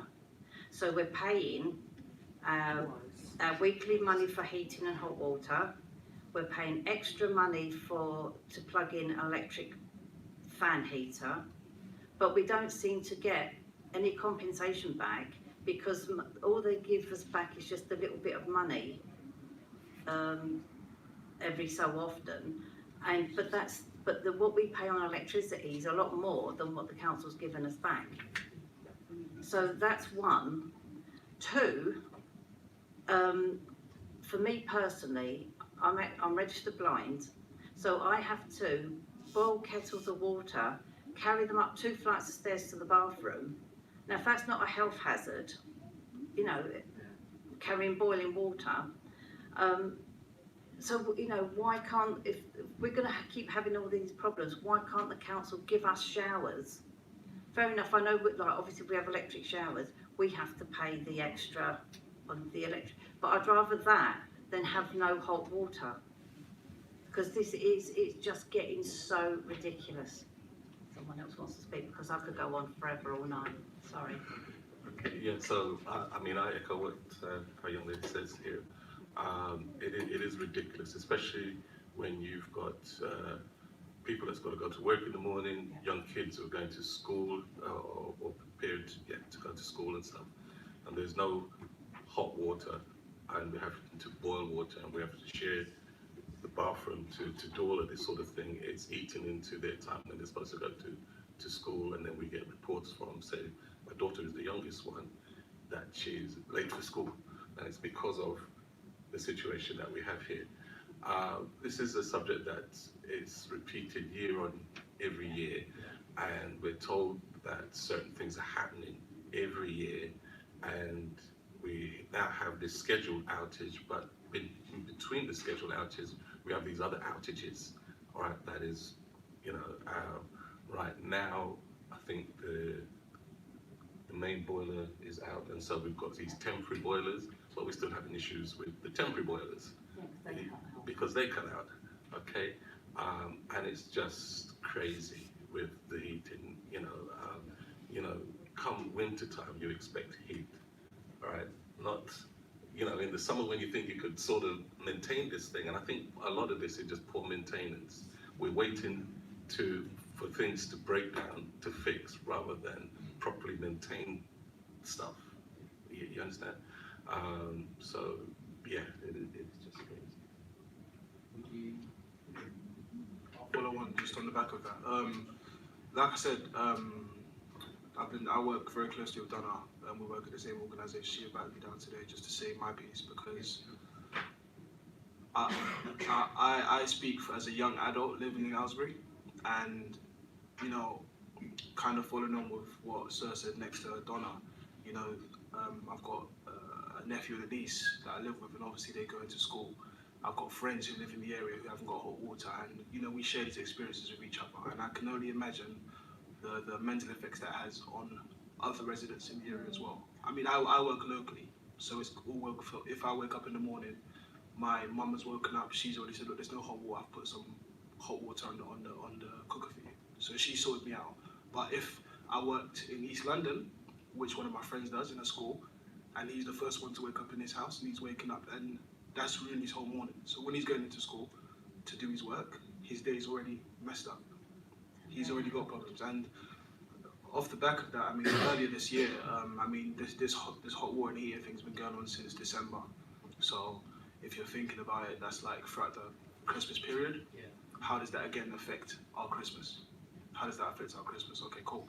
On top of that, in January, not too long ago, a couple of weeks ago, I managed to see, I think it's OCO, the contractors that do the heating and hot water. I went downstairs to see my car because you know, I thought I left something in my car, and I saw the OCO van, so I waved them down. I said, look, we haven't got any hot water or heating, do you know what's going on? And you know, a guy come out and he's like, oh, which block do you live in? I said, this one here, Missenden. He's like, oh, sorry, we haven't got the key to it. And I was like, They've got the key to the cupboard. They haven't got the key to the cupboard. And I was like, so what's happening? And he was like, yeah, we're gonna go back to head office now, see what we can get done about it. And I was like, that's not gonna help us. I didn't really want to put him under any pressure, because I knew that it's not him. Yeah. But at the same time, this is something that's affecting us all in the area. And like I say, I think you have to look at the knock-on effects that it has on the individuals, the people that actually live in the area, and how it affects us and our day-to-day, most specifically. Do you want to add? I'm going to pick up on everything that's been said. I've been a tenant of Taplow House now since 1997. And every year, as has been said, there's a planned shutdown through the summer for maintenance and the upkeep of the system. And in my experience as a heating engineer over 35 years, if they'd have replaced every component that makes up that heating and hot water system in that time, there wouldn't be a problem. So I'm not quite sure what the maintenance has been through those planned shutdowns. I'm not quite sure how much work is actually done by any OCO or MERS or any other contractor that's been paid a contract for the upkeep of the system. Nobody ever gets that feedback. I had a chat one time with the head of the heating, was John McGowan, is it John McGowan? Is John Merengue. And we had a telephone conversation without him knowing I had some experience in heating. I'd done my apprenticeship working on hospitals, schools, big commercial plants. And so we had a little conversation with him trying to pull the wool over my eyes before I sort of let loose that I know exactly what you're talking about and you're talking about. To which he come across then and we heard, as we will hear and always hear, yes, but we've been under this pressure and we've got a process in place and we hope to improve it next. We had all of that. About 2 months ago, I had OCO come in to try and improve the flow of my heating in the house. Again, I was given a load of bump by the engineer of why it's not working. Now, what I knew needed to be done was the strainer needed to be blown out, and it would increase the return, and you get a lot more heating coming through your system. But the contempt that tenants are treated with, in being treated like idiots, and thinking they can be told anything just to get that engineer in and out of the house as quickly as possible. Now, I don't know if that leads onto a process of a second visit and they get paid by the visit, or that the whole contract is in one lump sum and he just wants to. I know a lot of the problems. I had a guy come I'd had a leak from somewhere above, and he'd gone into my kitchen and wrecked the cupboards and all that sort of thing. The guy came in to replace the units. He had to rip out a lot of the floor on the first day, and it was quite a lot of work he had to do. But he left the floor up for the evening.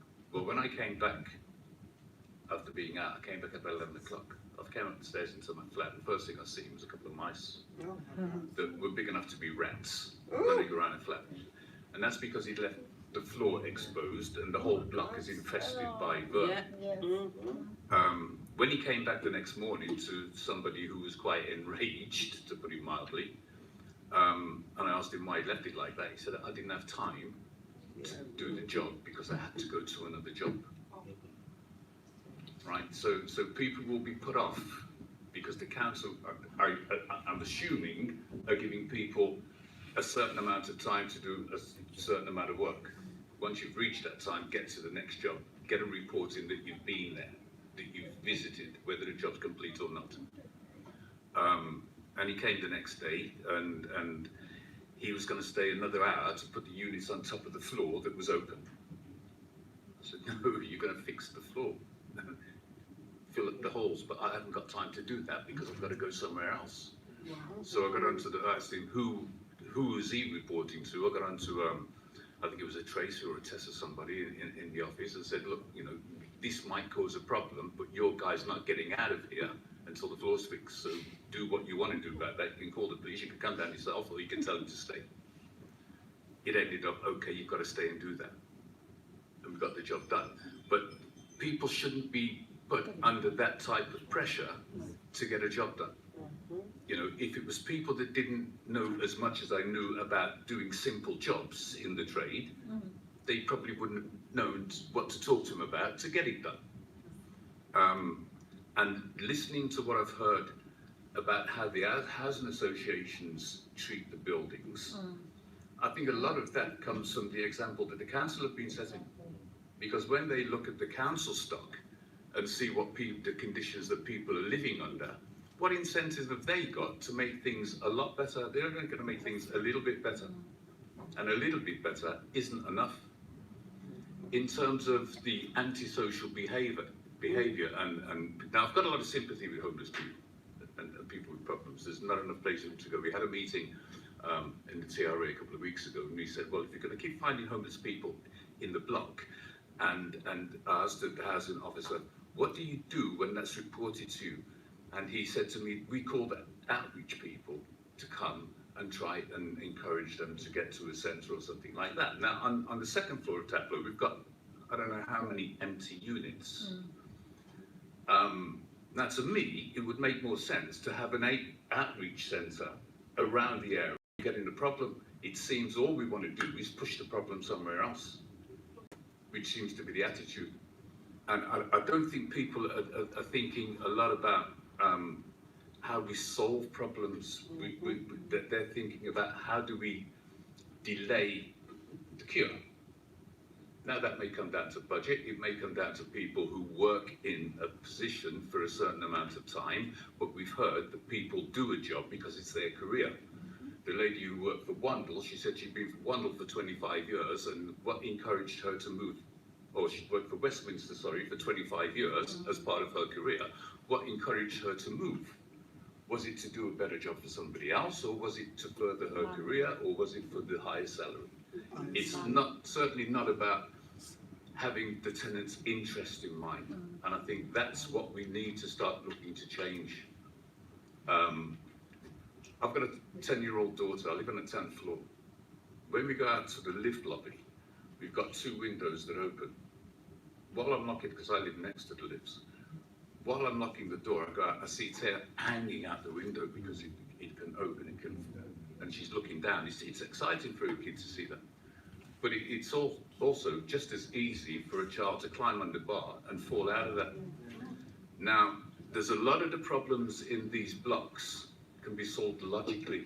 We could have had security systems on Taplow, so you've got a fob. We could have had that in. Just because we're moving away from district heating, I think these are valid points, but you know. Yeah. Okay. I'm going to wind this up. I'm going to wind it up by saying there's a lot of illogical decisions being made on how problems are solved than logical decisions being made on how problems are solved. And I'll wind it up there. Thank you very much. So I want to come to Councillor Fleming and Lauder now, just to kind of sum up and give us any additional comments you've got on what we've heard so far. Thank you. So, I mean, it really is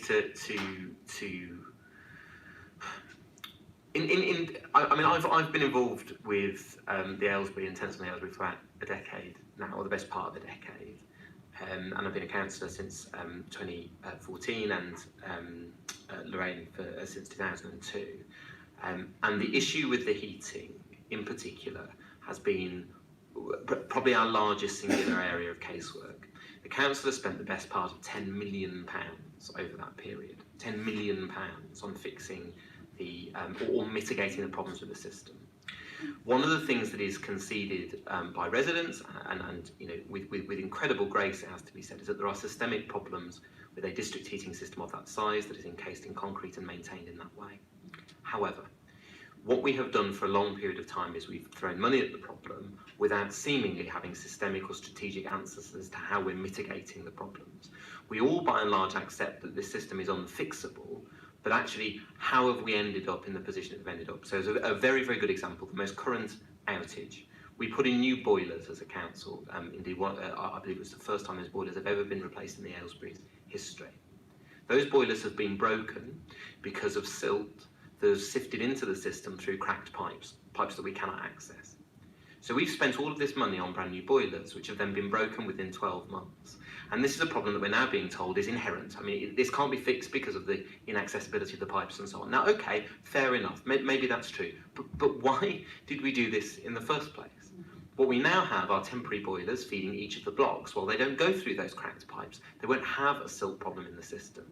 And now we're talking about, well, how long can we have those temporary boilers in there versus the maintenance of the system, accessibility of the pipes and so on, and what level of cost is. Well, why wasn't this conversation had over 12 months ago?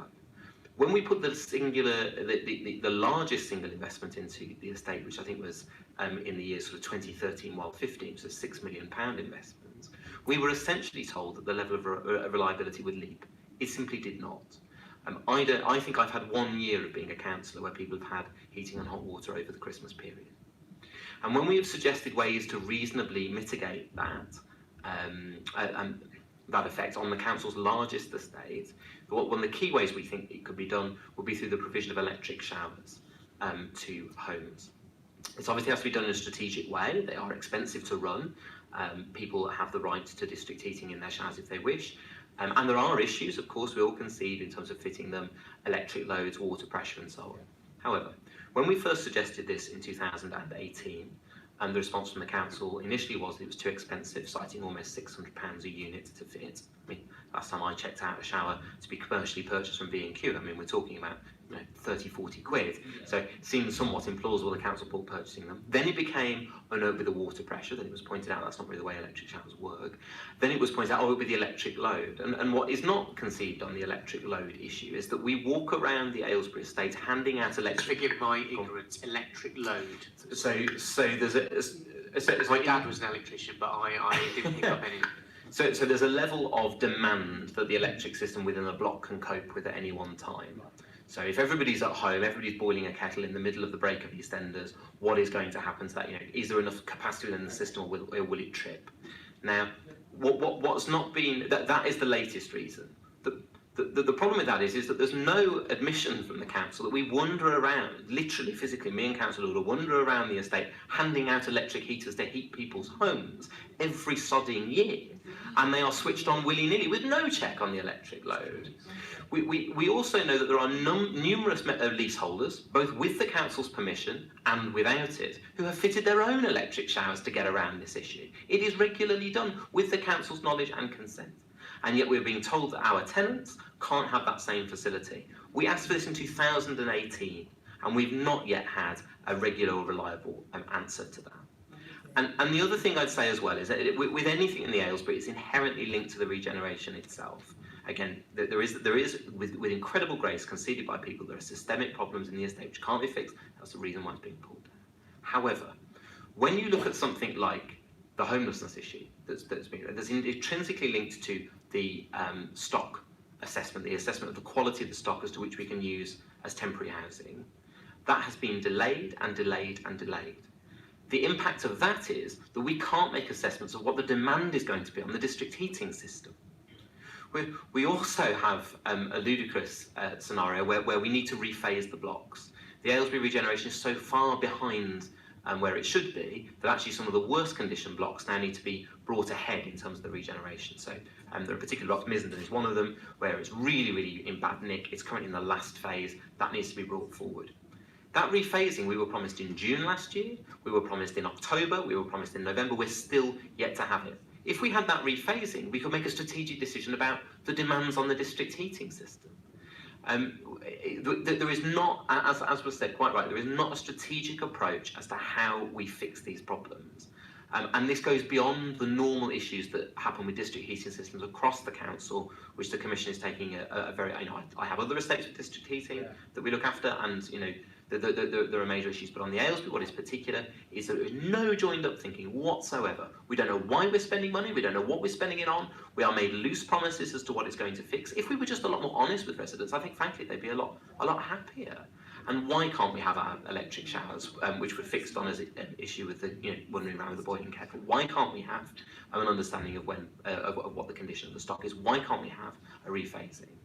I think probably the last thing I'll say is that I don't come to these commissions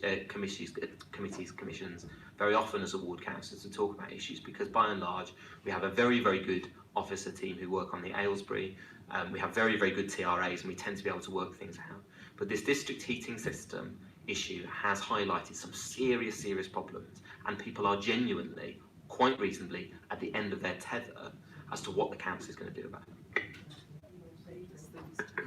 Thank you.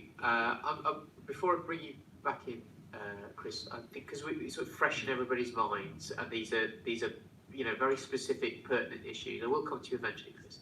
I'd like to hear from the officers and the cabinet member on those particular issues. So if I could ask you to step down from the table and.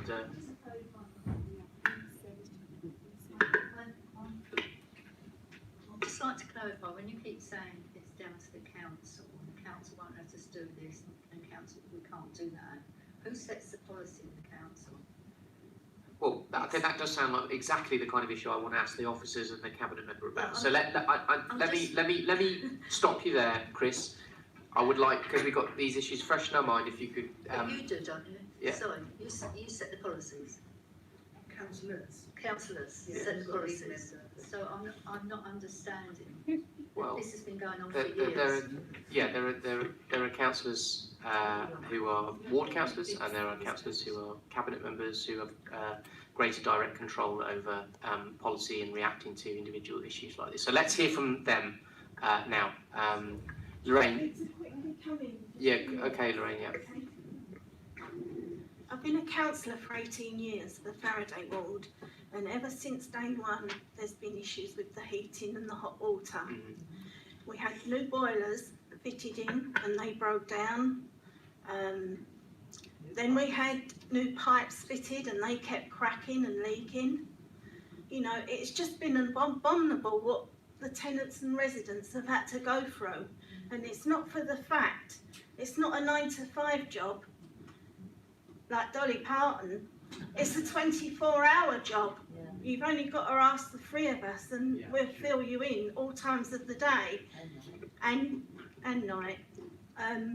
Recently we had a meeting, no hot water again, and the outcome of that was really awful.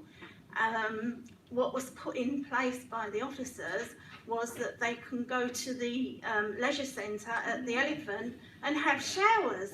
Now, how sad is that? That you have to take a bus to get to the Elephant? It's disgraceful. So let's hear from the key decision makers on this now. So if we could have a swap around at the top table, that would be really helpful. Thank you.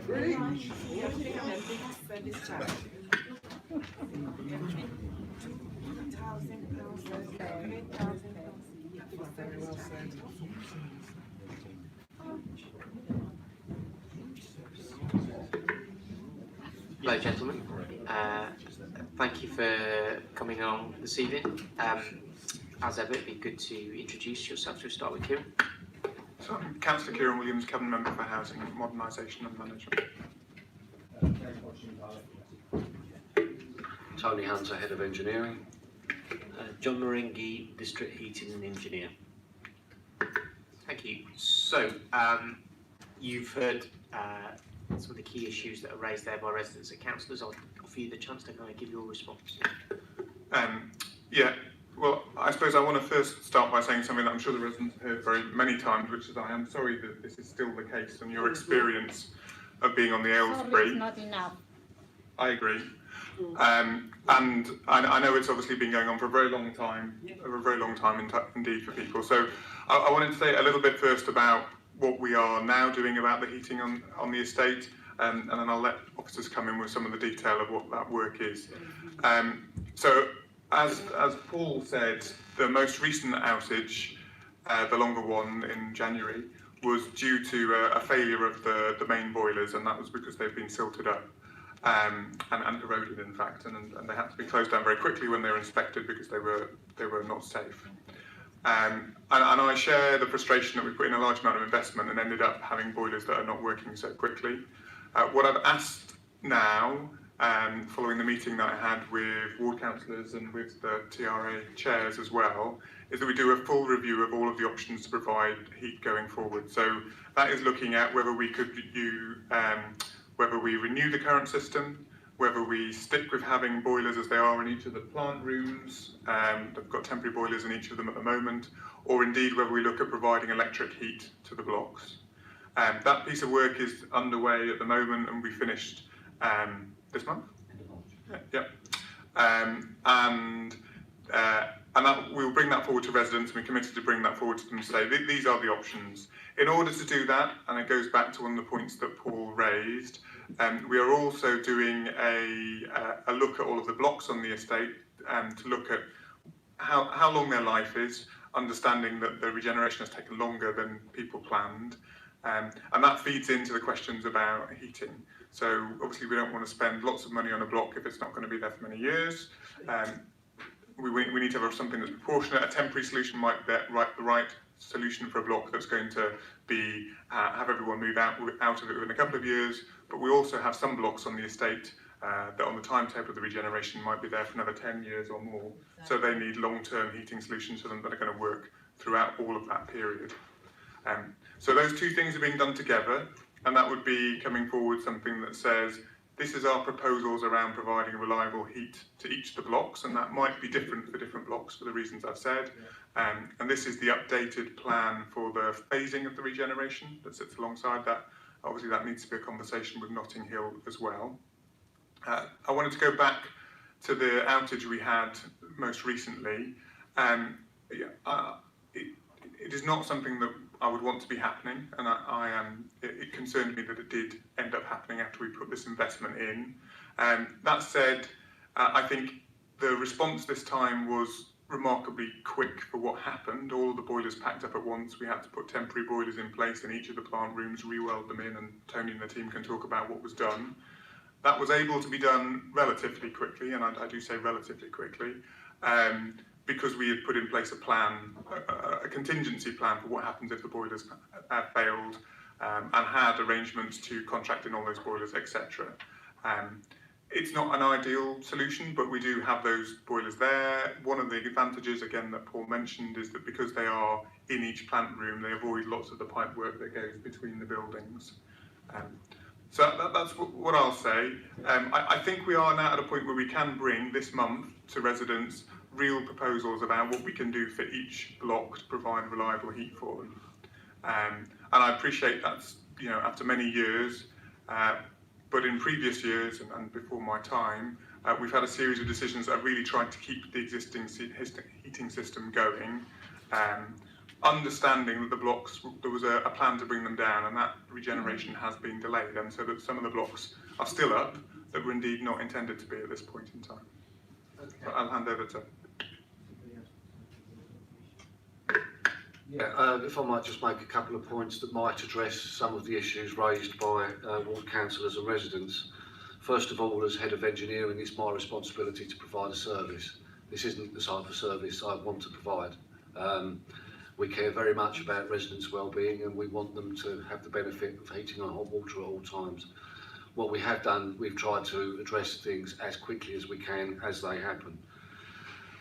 I just want to touch on some of the points. I won't be able to touch on all of them.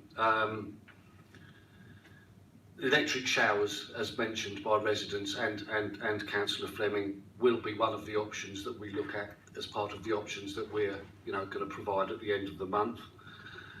It's really important, I think, that we overlay these options with the rephasing of the regeneration for the same reasons that Councillor Williams said.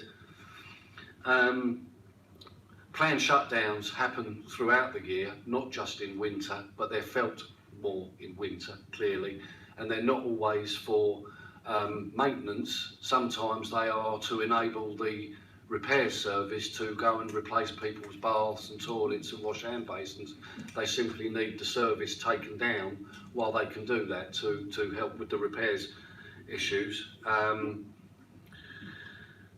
was very miffed about the OCO engineer with no key to a cupboard, and that's something we'll take back. But some of these issues, they're not necessarily council decisions, but clearly issues we might have with the contractor. I was equally miffed about the comment about that I have to go now because I've got to get on to another job. That's not our instruction. That's a matter for the contractor and how he or she organises their workload. So if engineers are being taken off jobs too early and not being able to finish them, clearly that's a contract management issue that we have to take up with the contractor. But I'll leave it by saying, as well as looking at the options, you'll see an appendix to the paper we've brought with us today that we've also engaged the City of London Corporation to undertake an independent look at the outage that happened in January to see what they think as an independent auditor, if you like, what we did, how we did, what could we have done better. The terms of reference are that appendix, and I expect that to be quite thorough.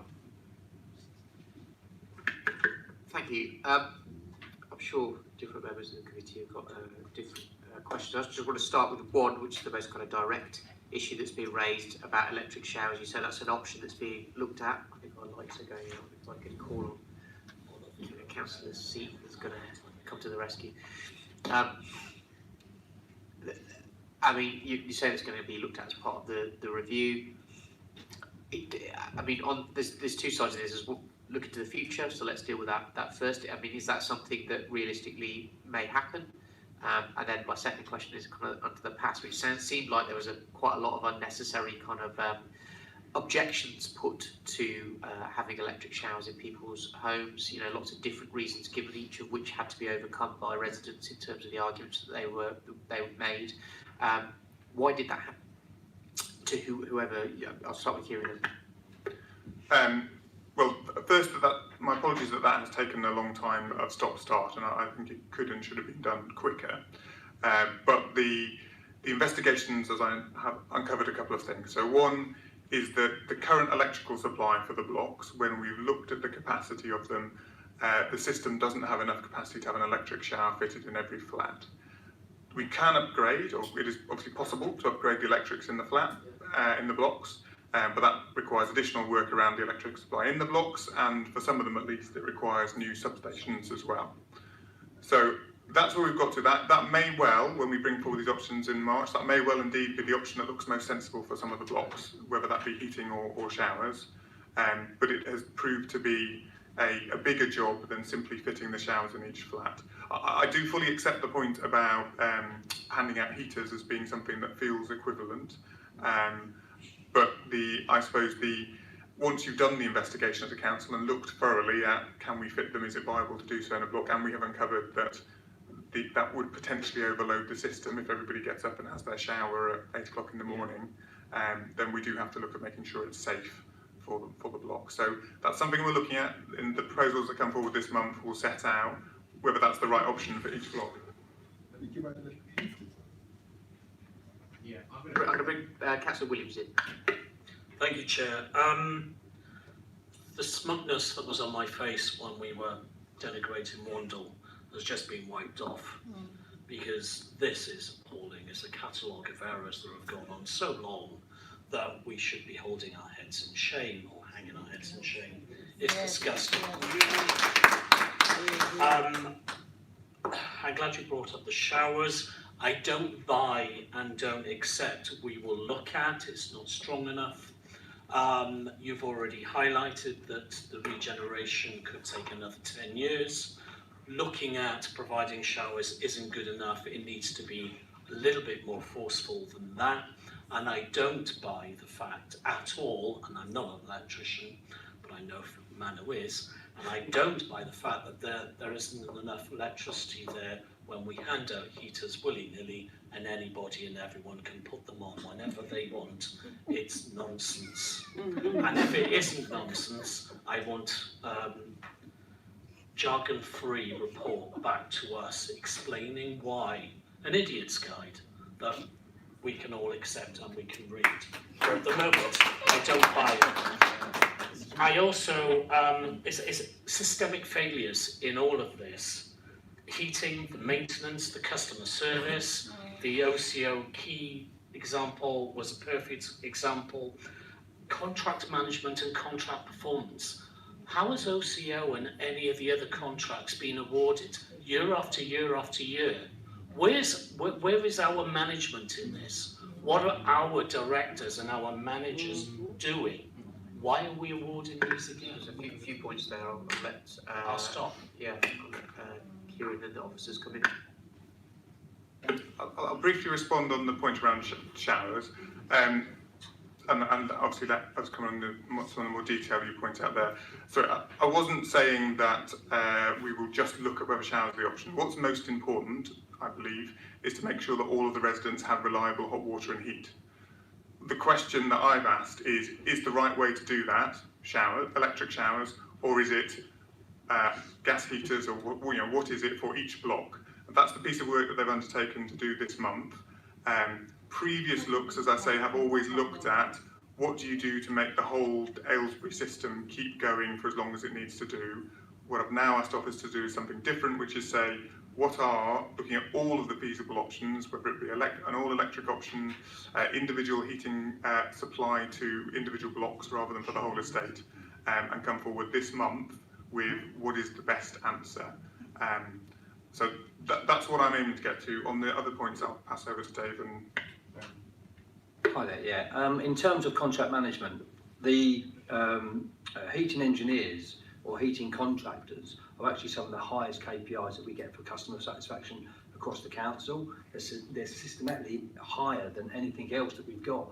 They're in the sort of mid to low 90s. So in that sense, the contract management of those operations are pretty well administrated. The problem is the scale of when obviously we're dealing with the Aylesbury and they're pulling resources into there and pulling them away from other areas. So I think it is one thing that we've certainly recognised in my short time here about changing the tactics and how we approach it. We managed to secure an additional £3 million per annum into that element of the work so that we could sort of start to put more resources into that and support that process, because obviously it's a drain of resources for contractors as well in terms of the expertise that's available in the marketplace.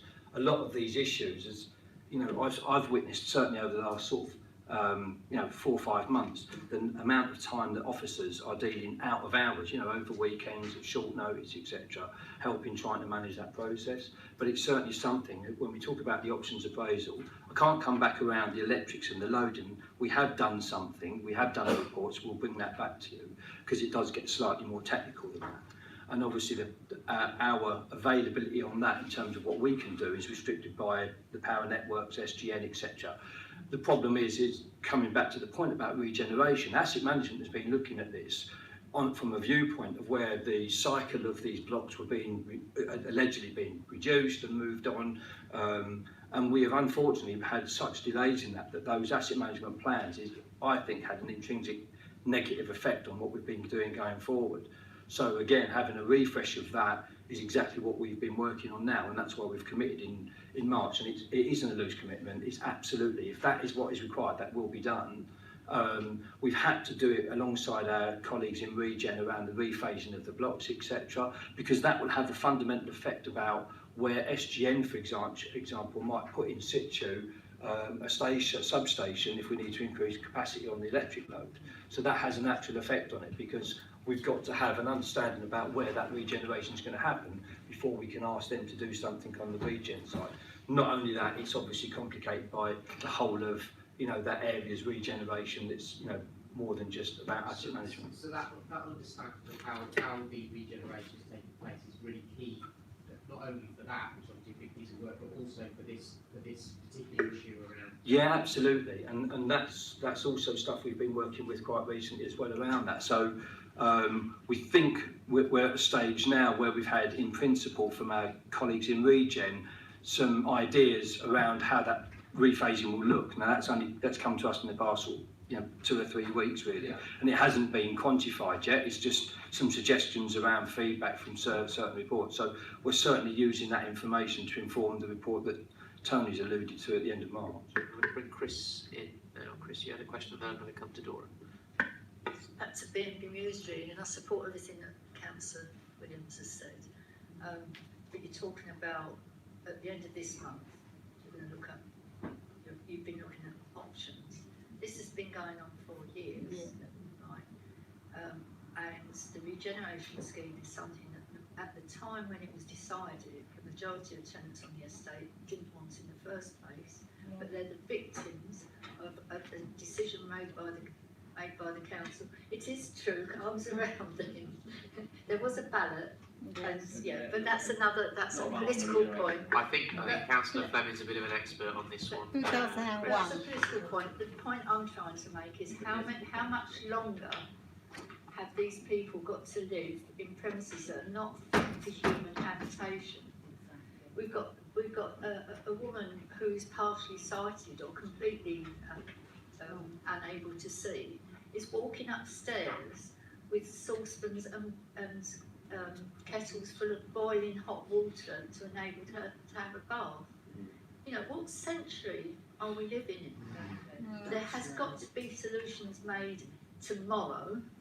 They've got to be dealt with immediately, and it can't be dependent on the cycle of the regeneration. Every single person on that estate deserves to live in a decent fashion, and I think it's absolutely scandalous that we're still. Why has it had to come to scrutiny?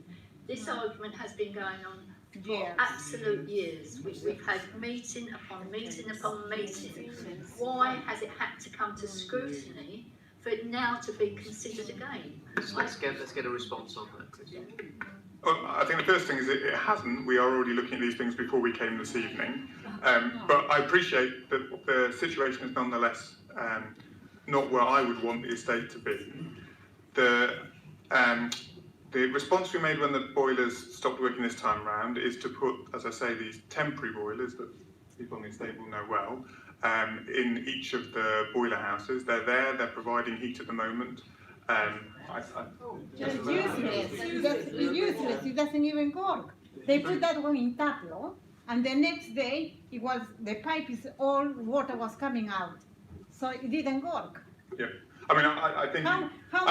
How much the council are paying to rent those containers? They must be spending a lot of money. It's nonsense. I don't have the figures in front of me now, but the important thing is they're there to provide heat for you. No, I think it wasn't working.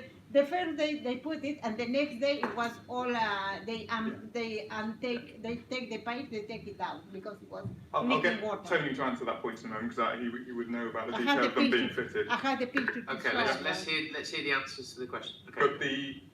But they're there to provide heat in the meantime. What I'm talking about is also coming back and saying, well, what is the long-term answer as well?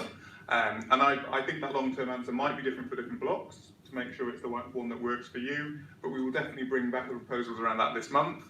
I've already said that we take those back to the chairs of tenants and residents associations and your ward councillors, and that following that we would take them back to a meeting of all residents so you can see them set out for you and understand what we do next.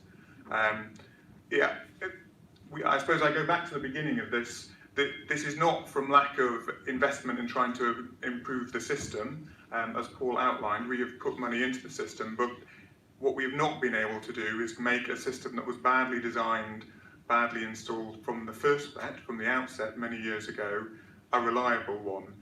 Hence now looking at what are the other options. Thank you, Chair. First of all, my heart goes out to the residents of Aylesbury. Steve, I thought you spoke really well and really brought it down to grassroots, what it feels like to have no hot water heating. It's just appalling, absolutely appalling. And I know from my casework, but and I agree with a lot of what Councillor Williams has said, but I feel more optimistic because my estate, the Wyndham and Comber, had for 3 or 4 years on the trot no heat and hot water at December and winter time. And by thinking out of the box, officers sitting here in front of you were able to rectify the situation.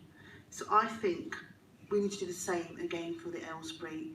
We really need to think outside of the box and do some joined up thinking with the regeneration team. We need to work together basically. This cannot be allowed to go on.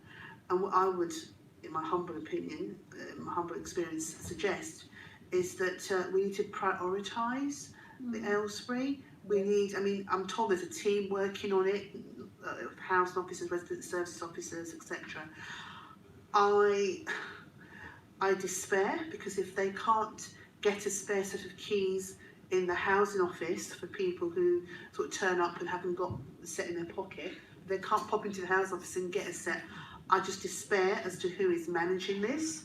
I think it's absolutely disgraceful that Donna has to walk upstairs with hot water.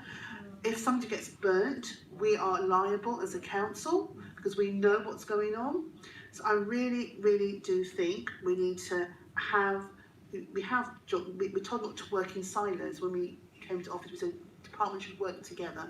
We need regeneration, we need yourselves, your good selves to work together and to think outside of the box. If we need electric showers, get a costing for it, do that. It's cheaper than in the long run putting heating through gas pipes that are already cracked. It just doesn't make sense. If we were a private company, we'd all be sacked or something overnight. So come on, we need to just bang some heads together and get on and do this. We wouldn't like to live in flats like this at all. So let's just go on and do it. And sorry, Keith. Do you mind if I just pick up on your point? You said that in your on your estate, you suffered the problem for 4 years, and they found a rectification for it. I'd just like to say that I've been on the Aylesbury since 1996. themselves have been suffering those problems year on year on year. Yes. Now, the same problems occurred on the Haygates during the course of I their remember the regeneration. Haygate, yes. And be it true or not true, but your tenants think it's a sort of a tactic Yes. for people to be uncomfortable in their homes, for them to have backed the regeneration, and for them to get out of their homes. Now, that may be true or not. Well, these guys aren't the regeneration people, but I mean, yeah, I hear what you're saying. Why did yours get fixed in 4 years and we're still suffering after that 22 years? I hear what you're saying, and I'm sure some people would agree with you. But Since 2013, it's getting worse because at that year they start to with the regeneration to go ahead, and that is doing our lives so difficult. And I think the council should treat us as a human being, you know. No, you're absolutely right. I'm so glad you guys are here tonight. You've given up your time to be here tonight to tell us exactly how you feel, and that's so important. But as I'm saying to the gentleman in front of me, and to Kieran, who's my ward colleague, and also the Cabinet of Housing, we need to put a team on this, a cross-departmental team, and focus and prioritise on this. It just can't go on. Respond to that point? I'm going to ask Kieran to respond, and then I will come to you, sir, afterwards, and then maybe some other people as well.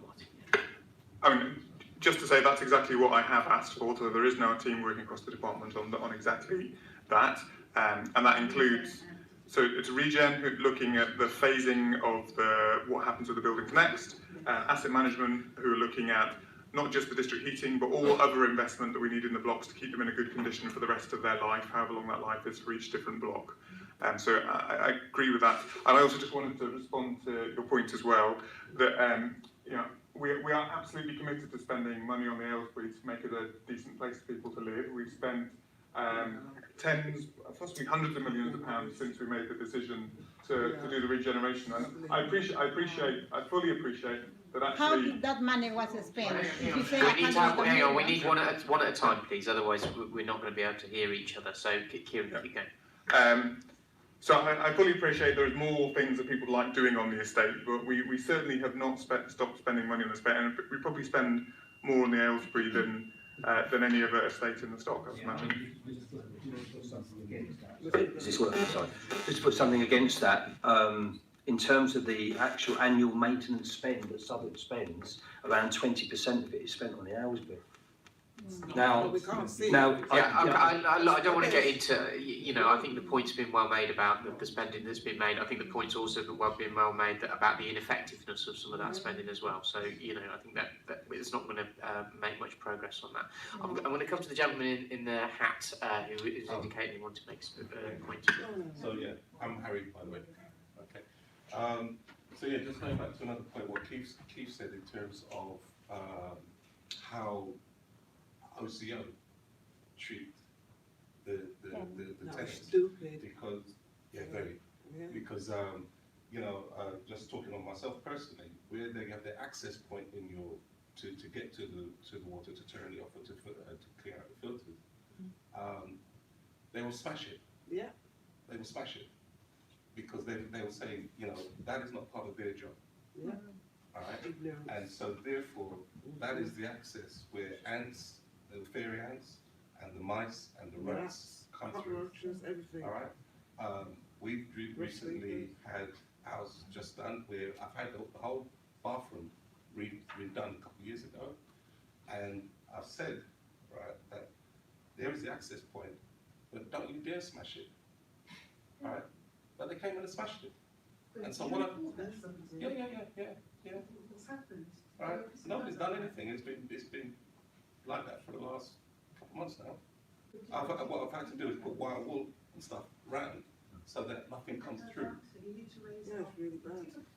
Right, I'm going to come to Councillor McCollum now, who was indicating he had a question to us. Thank you, Chair. It may be more of a comment, but I'll try and frame it in part as a question.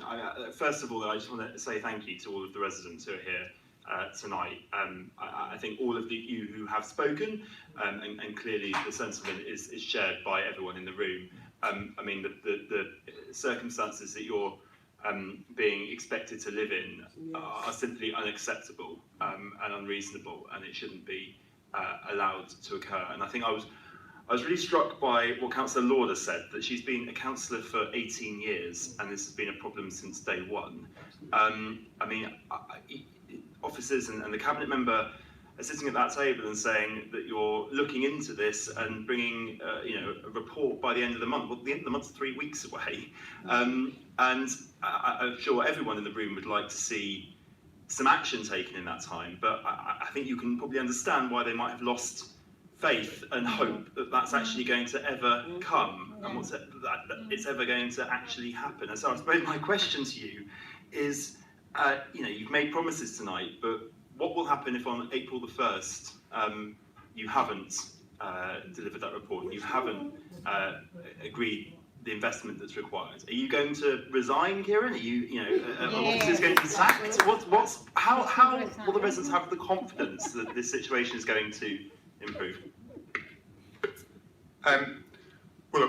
So the commitment is there to produce it and to take it to the residents and show them all the options, show them the proposals of the best way to make the heat reliable for their block. In the meantime, I think it's also really important to say, in the meantime, the commitment is there, and I will be certainly keeping my eye looking heavily at the officers to make sure that we continue to maintain heat here and now. Clearly, where that's reported, my expectation is always that it's fixed quickly. And I think we have some engineers that do work very quickly when things go wrong, but I always expect that to be done well. And back to the sort of detailed point that you were making about the access points, that seems completely unacceptable to me. So I think we should be really taking that up and looking at why that's happened with the contractors. The same with not having the keys. These are basics that the contractors should get right. In terms of making things happen next, clearly there have been a set of decisions in the past that have all been put in place because people at the time must have thought they were the right thing to do.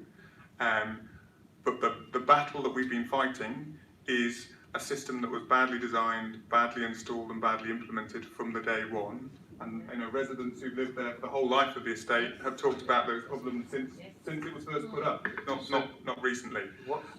So in terms of next, so this month we'll produce the report, we'll take it back to residents and take it back to the TRO chairs and ward councillors. We'll then set up a public meeting and set out how we'll do that work.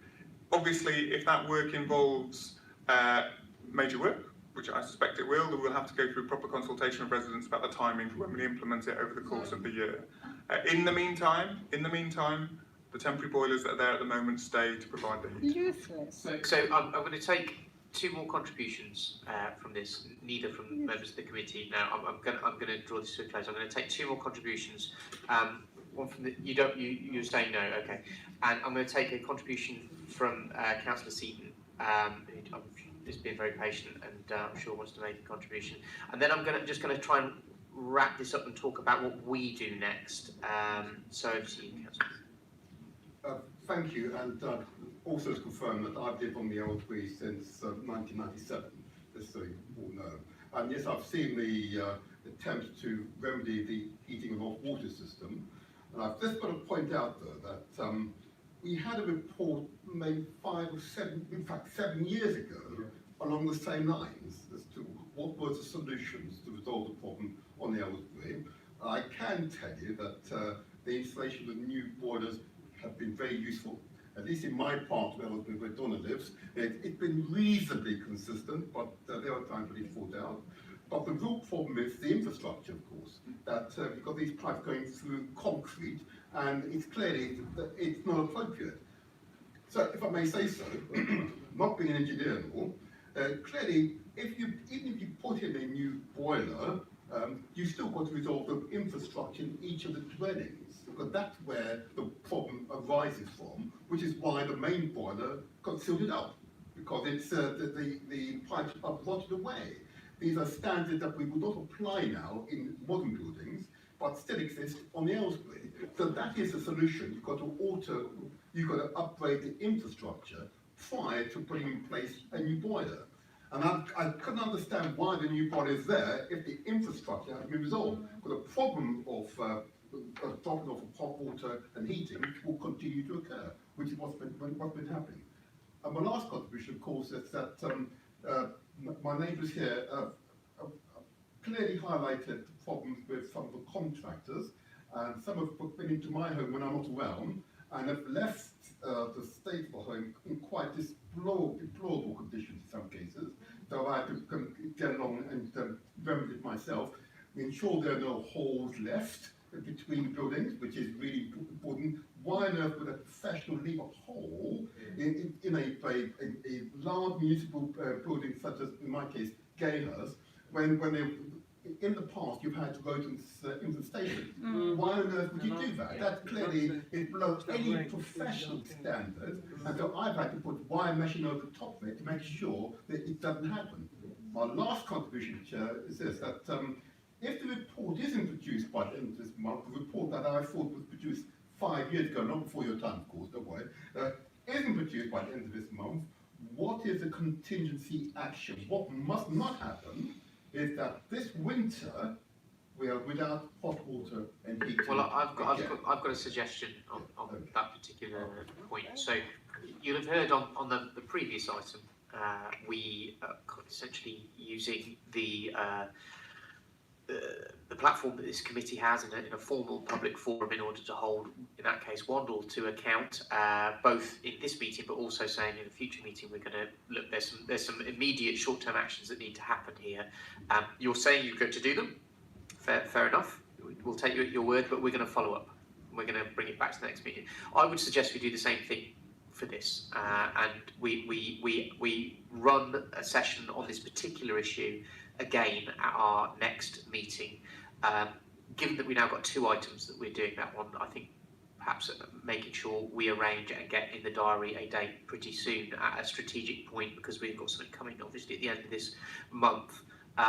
So first of all, would members of the committee be happy for us to take that approach? Yes. Okay, and obviously we would again invite councillors and residents along to that, cabinet members and officers too, to find out precisely what's happening with that. Clearly, the session that we're having tonight is part of a wider review that we're doing on district heating, which is a longer term piece of work, but it is also in particular looking at the way that council responds to issues around outages in district heating as well. So I think that there are, I've made a few notes, I have gathered some interesting evidence that we can use as part of that to make any further recommendations. Do members have any other follow-up actions that they want to take as a result of what we've heard tonight? I'm going to come to you first, Dora. Yes, Chair. We heard from Harry about this pipe being smashed and broken, and apparently people sort of nodding their heads, but apparently it's more than just one person. Can we ask officers to go and look at that? Because you've got an address from Harry, there's people in the back there nodding, you have a couple more addresses. If they've all been smashed, we need to be asking whoever did it, OCL, Byfields or whoever it is. Well, I think what we can do, so a fair point, Dora. I mean, it sounds like, Tony, you've kind of made a note of those contributions. Would you be able to follow up on those and report back to us at the next meeting? Yeah. One last point, Chair. We've heard it from Donna, who has a disability, and that's my theme today. So is there any chance of officers looking into people on the Aylesbury who've got disabilities, for example, to have their showers put in? Just in terms of the report, that's exactly what it's focused on. So when we talk about loadings for the electrics, one of the other suggestions was to look at the vulnerable residents within the curtilage of the estate, etc., so that even if we couldn't provide electric showers to all of the dwellings, we could at least focus on some of those that are more vulnerable than others. Do we need to wait for a report for that? Because I mean, if I've had walk-in showers put in from residents in my ward who have got disability, it's not about the heat and hot water, but if someone's got disability, why do I have to wait for a report? Well, I think it's just following policy that we have to go through that process in terms of procurements, etc. So whilst officers can make recommendations about what needs to be done, then we need decision makes to be made to allow us to do that. So in terms of moving it forward, the report and part of that feedback that Kieran talks about and resident interaction and that, we'll talk about time frames, time scales. That seems fair to me. I'm just saying, adult social services can put in walk-in showers, but they don't need to have proof about hot water or no hot water. maybe something you should explore. And that's just what I was talking about, working together, different departments. Yeah, absolutely. As I said, just in terms of, at the moment, there is a working group that is resident services, even the call centre. So these are under different directors. Yes, all of this. We haven't got social services in there. It's a good point. Okay. So what I'm going to do now is I've got a gentleman who is indicating he'd like to make one contribution, and I've got Councillor McCullum. I think Donna is as well, actually, if you can see her. No, I can't. Kieran's. Sorry. Okay. Donna and the gentleman who've indicated, if we hear from you first, and then we'll hear finally from Councillor McCullum. Donna, why don't you go first if you've been indicating for a while? One of the was thinking, but you know they were saying about the silt and all that going on, and that's why the boilers broke. Why can't they sort of every flat during the summer go and clear everybody's filters out, bleed all the radiators, or flush them through, or whatever it is you do to them? Wouldn't that sort of make a great help in sort of trying to keep the boilers running? Is there a response? I'm not an engineer, and I don't, you know what I mean? I think John can probably respond best on this. Sorry. I think I appreciate what Donna's saying. We're constantly clearing strainers on the estate. Let's hear the answer. For where people report no or low heating, but what we've found in the last few years is the rises are blocking up so badly that in some instances it's just a waste of time. And I've even had engineers unscrewing sections of pipework and physically rodding the pipework out to try and clear the build-up inside the pipe because it's so badly corroded. Okay. Thank you for that. Sir, you...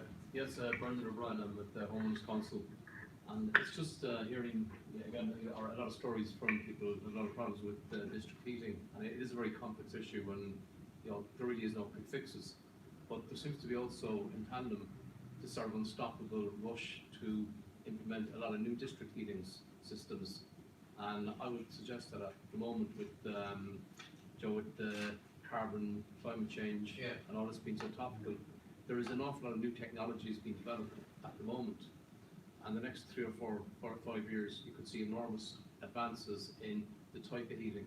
It's not inconceivable with all battery pack heating in 5 years' time. And would it be maybe prudent, and I don't know whether it would be the Scrutiny Commission or the member housing, to just take a breather and say, even though there's CIL funding available for district heatings, there's possibly the chance, maybe a high probability that you're going to create a whole new generation or a couple of generations of heating hostages. Because with Homeowners Council, I've been very fortunate to meet a lot of tenants and a lot of residents, a lot of homeowners over the last number of years. I honestly don't think I've ever met somebody who said, we'd love to go in district heating. People would like the independence of resolving their heating, and it's much easier to resolve a heating issue in the dwelling rather than block issues. So is there any way that you could maybe, question again this rush towards district heating at this point?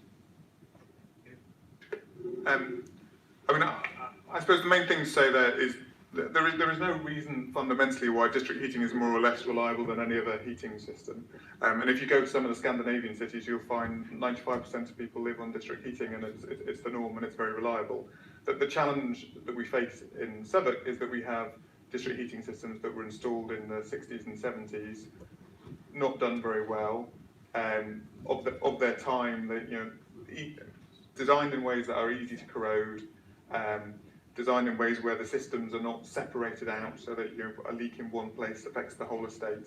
All of these fundamental flaws in the design of them are the things we're grappling with. If you put in new systems in and you do it properly and do it well, they can be as reliable as your electricity or your water or anything else you'd expect to be tapping into as a utility. So I don't think we should say no to district heating. I don't think we should say it's the panacea either. We should look at what the right solution is for new blocks.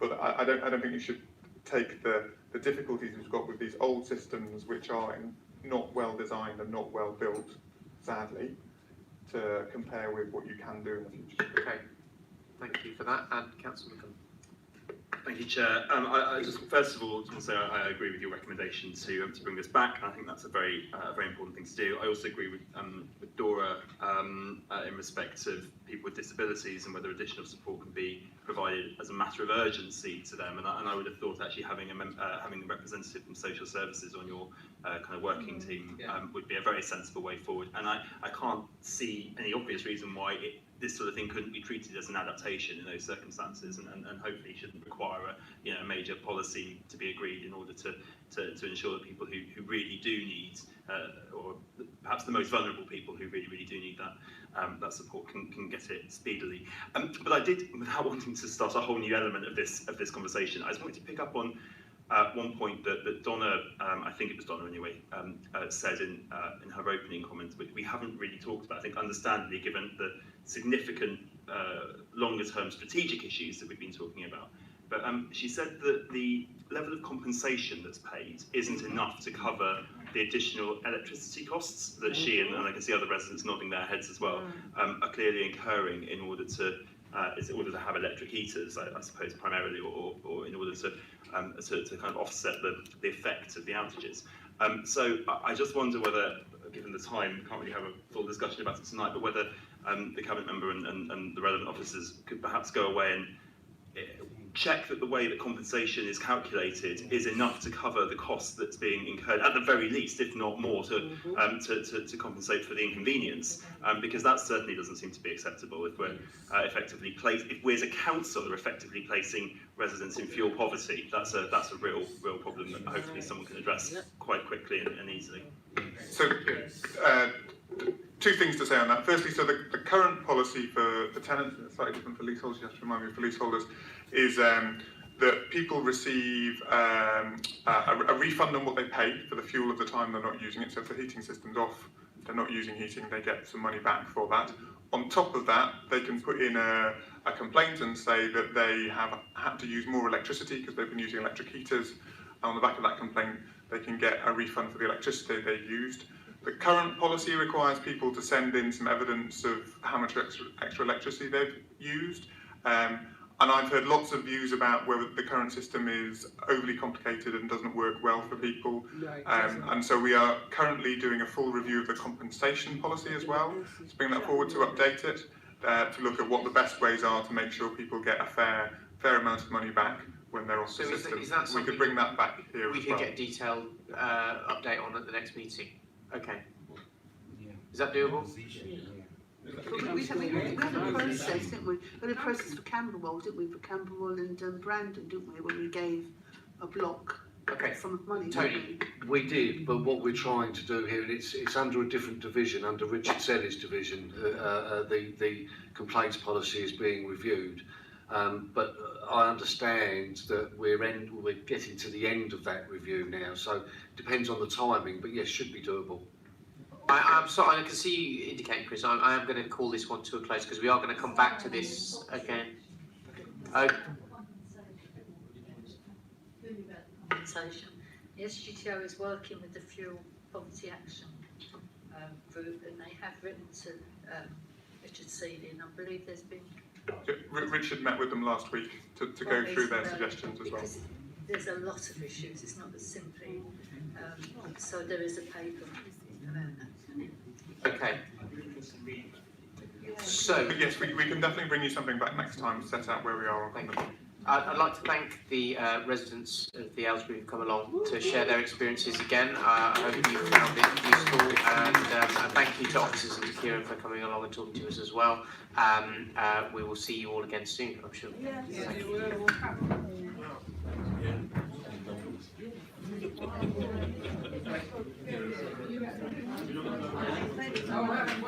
Wait, you can go. You can all go. You can all go. All the people can go, but members of the committee stay. Don't. We've got one more item. Yeah. No, it's a really quick one. Hopefully. That is why I've got a vice chair. It's good to know I've got a role in life. Yeah. That was a close one.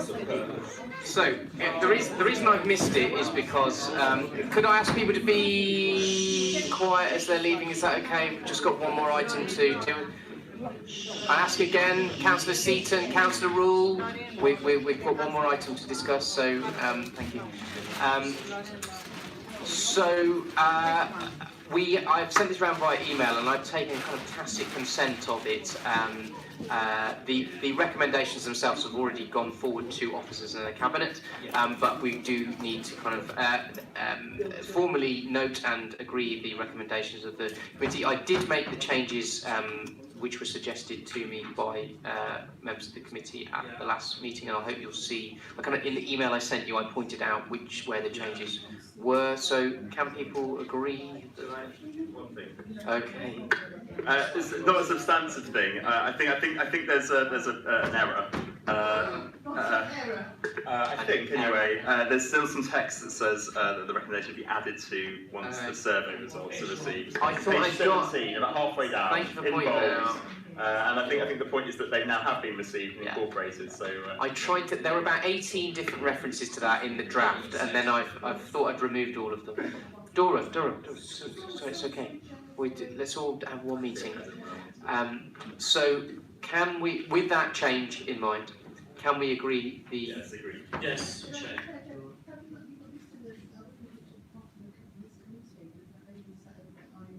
So the members of the committee are a matter of public record, Dora. So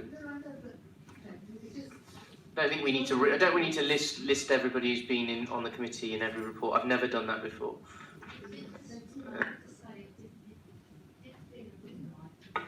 I know Councillor Williams came to Tenants Council. I did. But I think there's been quite a lot of input put in from residents. I think Tenants Council have massively improved the report. Yeah, I think we've. It seems that the acknowledgement now is being given to Councillor Williams and not to Tenants Council. As much as I like, Tenants Council should have some acknowledgement. Yeah.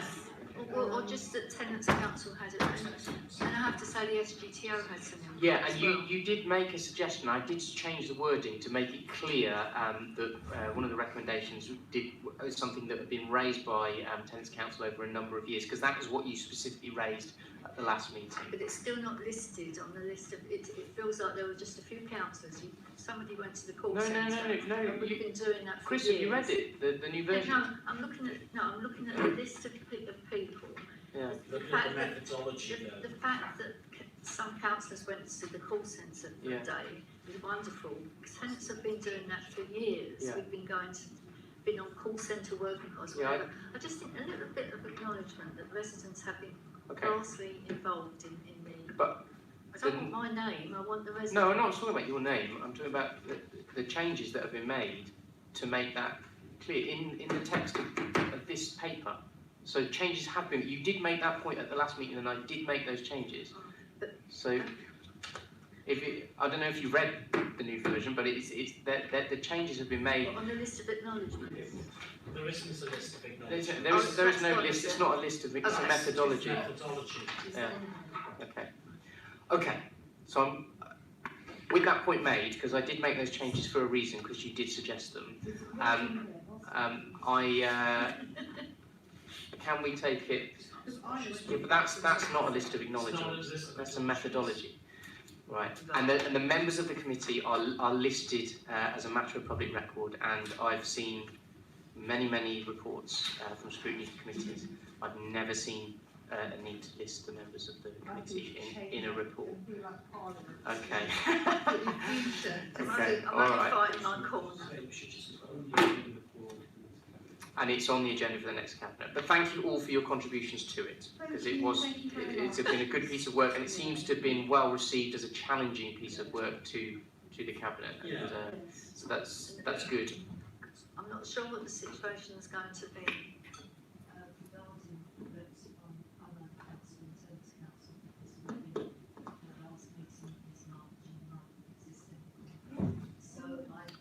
I'm going to re-enter on this because I think he's got an update for us. Okay, the intention is for Overview and Scrutiny Committee at its first meeting in June, on the 2nd of June, is when it re-establishes the Housing Scrutiny Commission. It's going to re-establish it with 3 places, one for homeowner, the new homeowners forum, one for the Tenants Forum, and one for the Tenant Management Organisation Liaison Committee. From what I understand, the nominations process may take place after the 2nd of June, and those names will be fed into the next meeting of the Housing Screening Commission once it meets.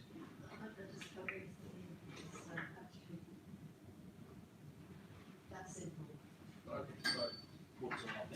Can I say that I think it's really important that we do have co-opted members on this commission, and I'm confident that will maintain, and certainly I'm sure that the councillors will be ensuring that it does. Can I just say, am I right in thinking this won't be our last meeting of this municipal year, and therefore this composition of the so kind of as an AOB, my intention is to arrange another meeting of this scrutiny commission before the end of the municipal year, if that's all right, Everton. I'll work with you to get a date ASAP to do that, given what we've agreed to.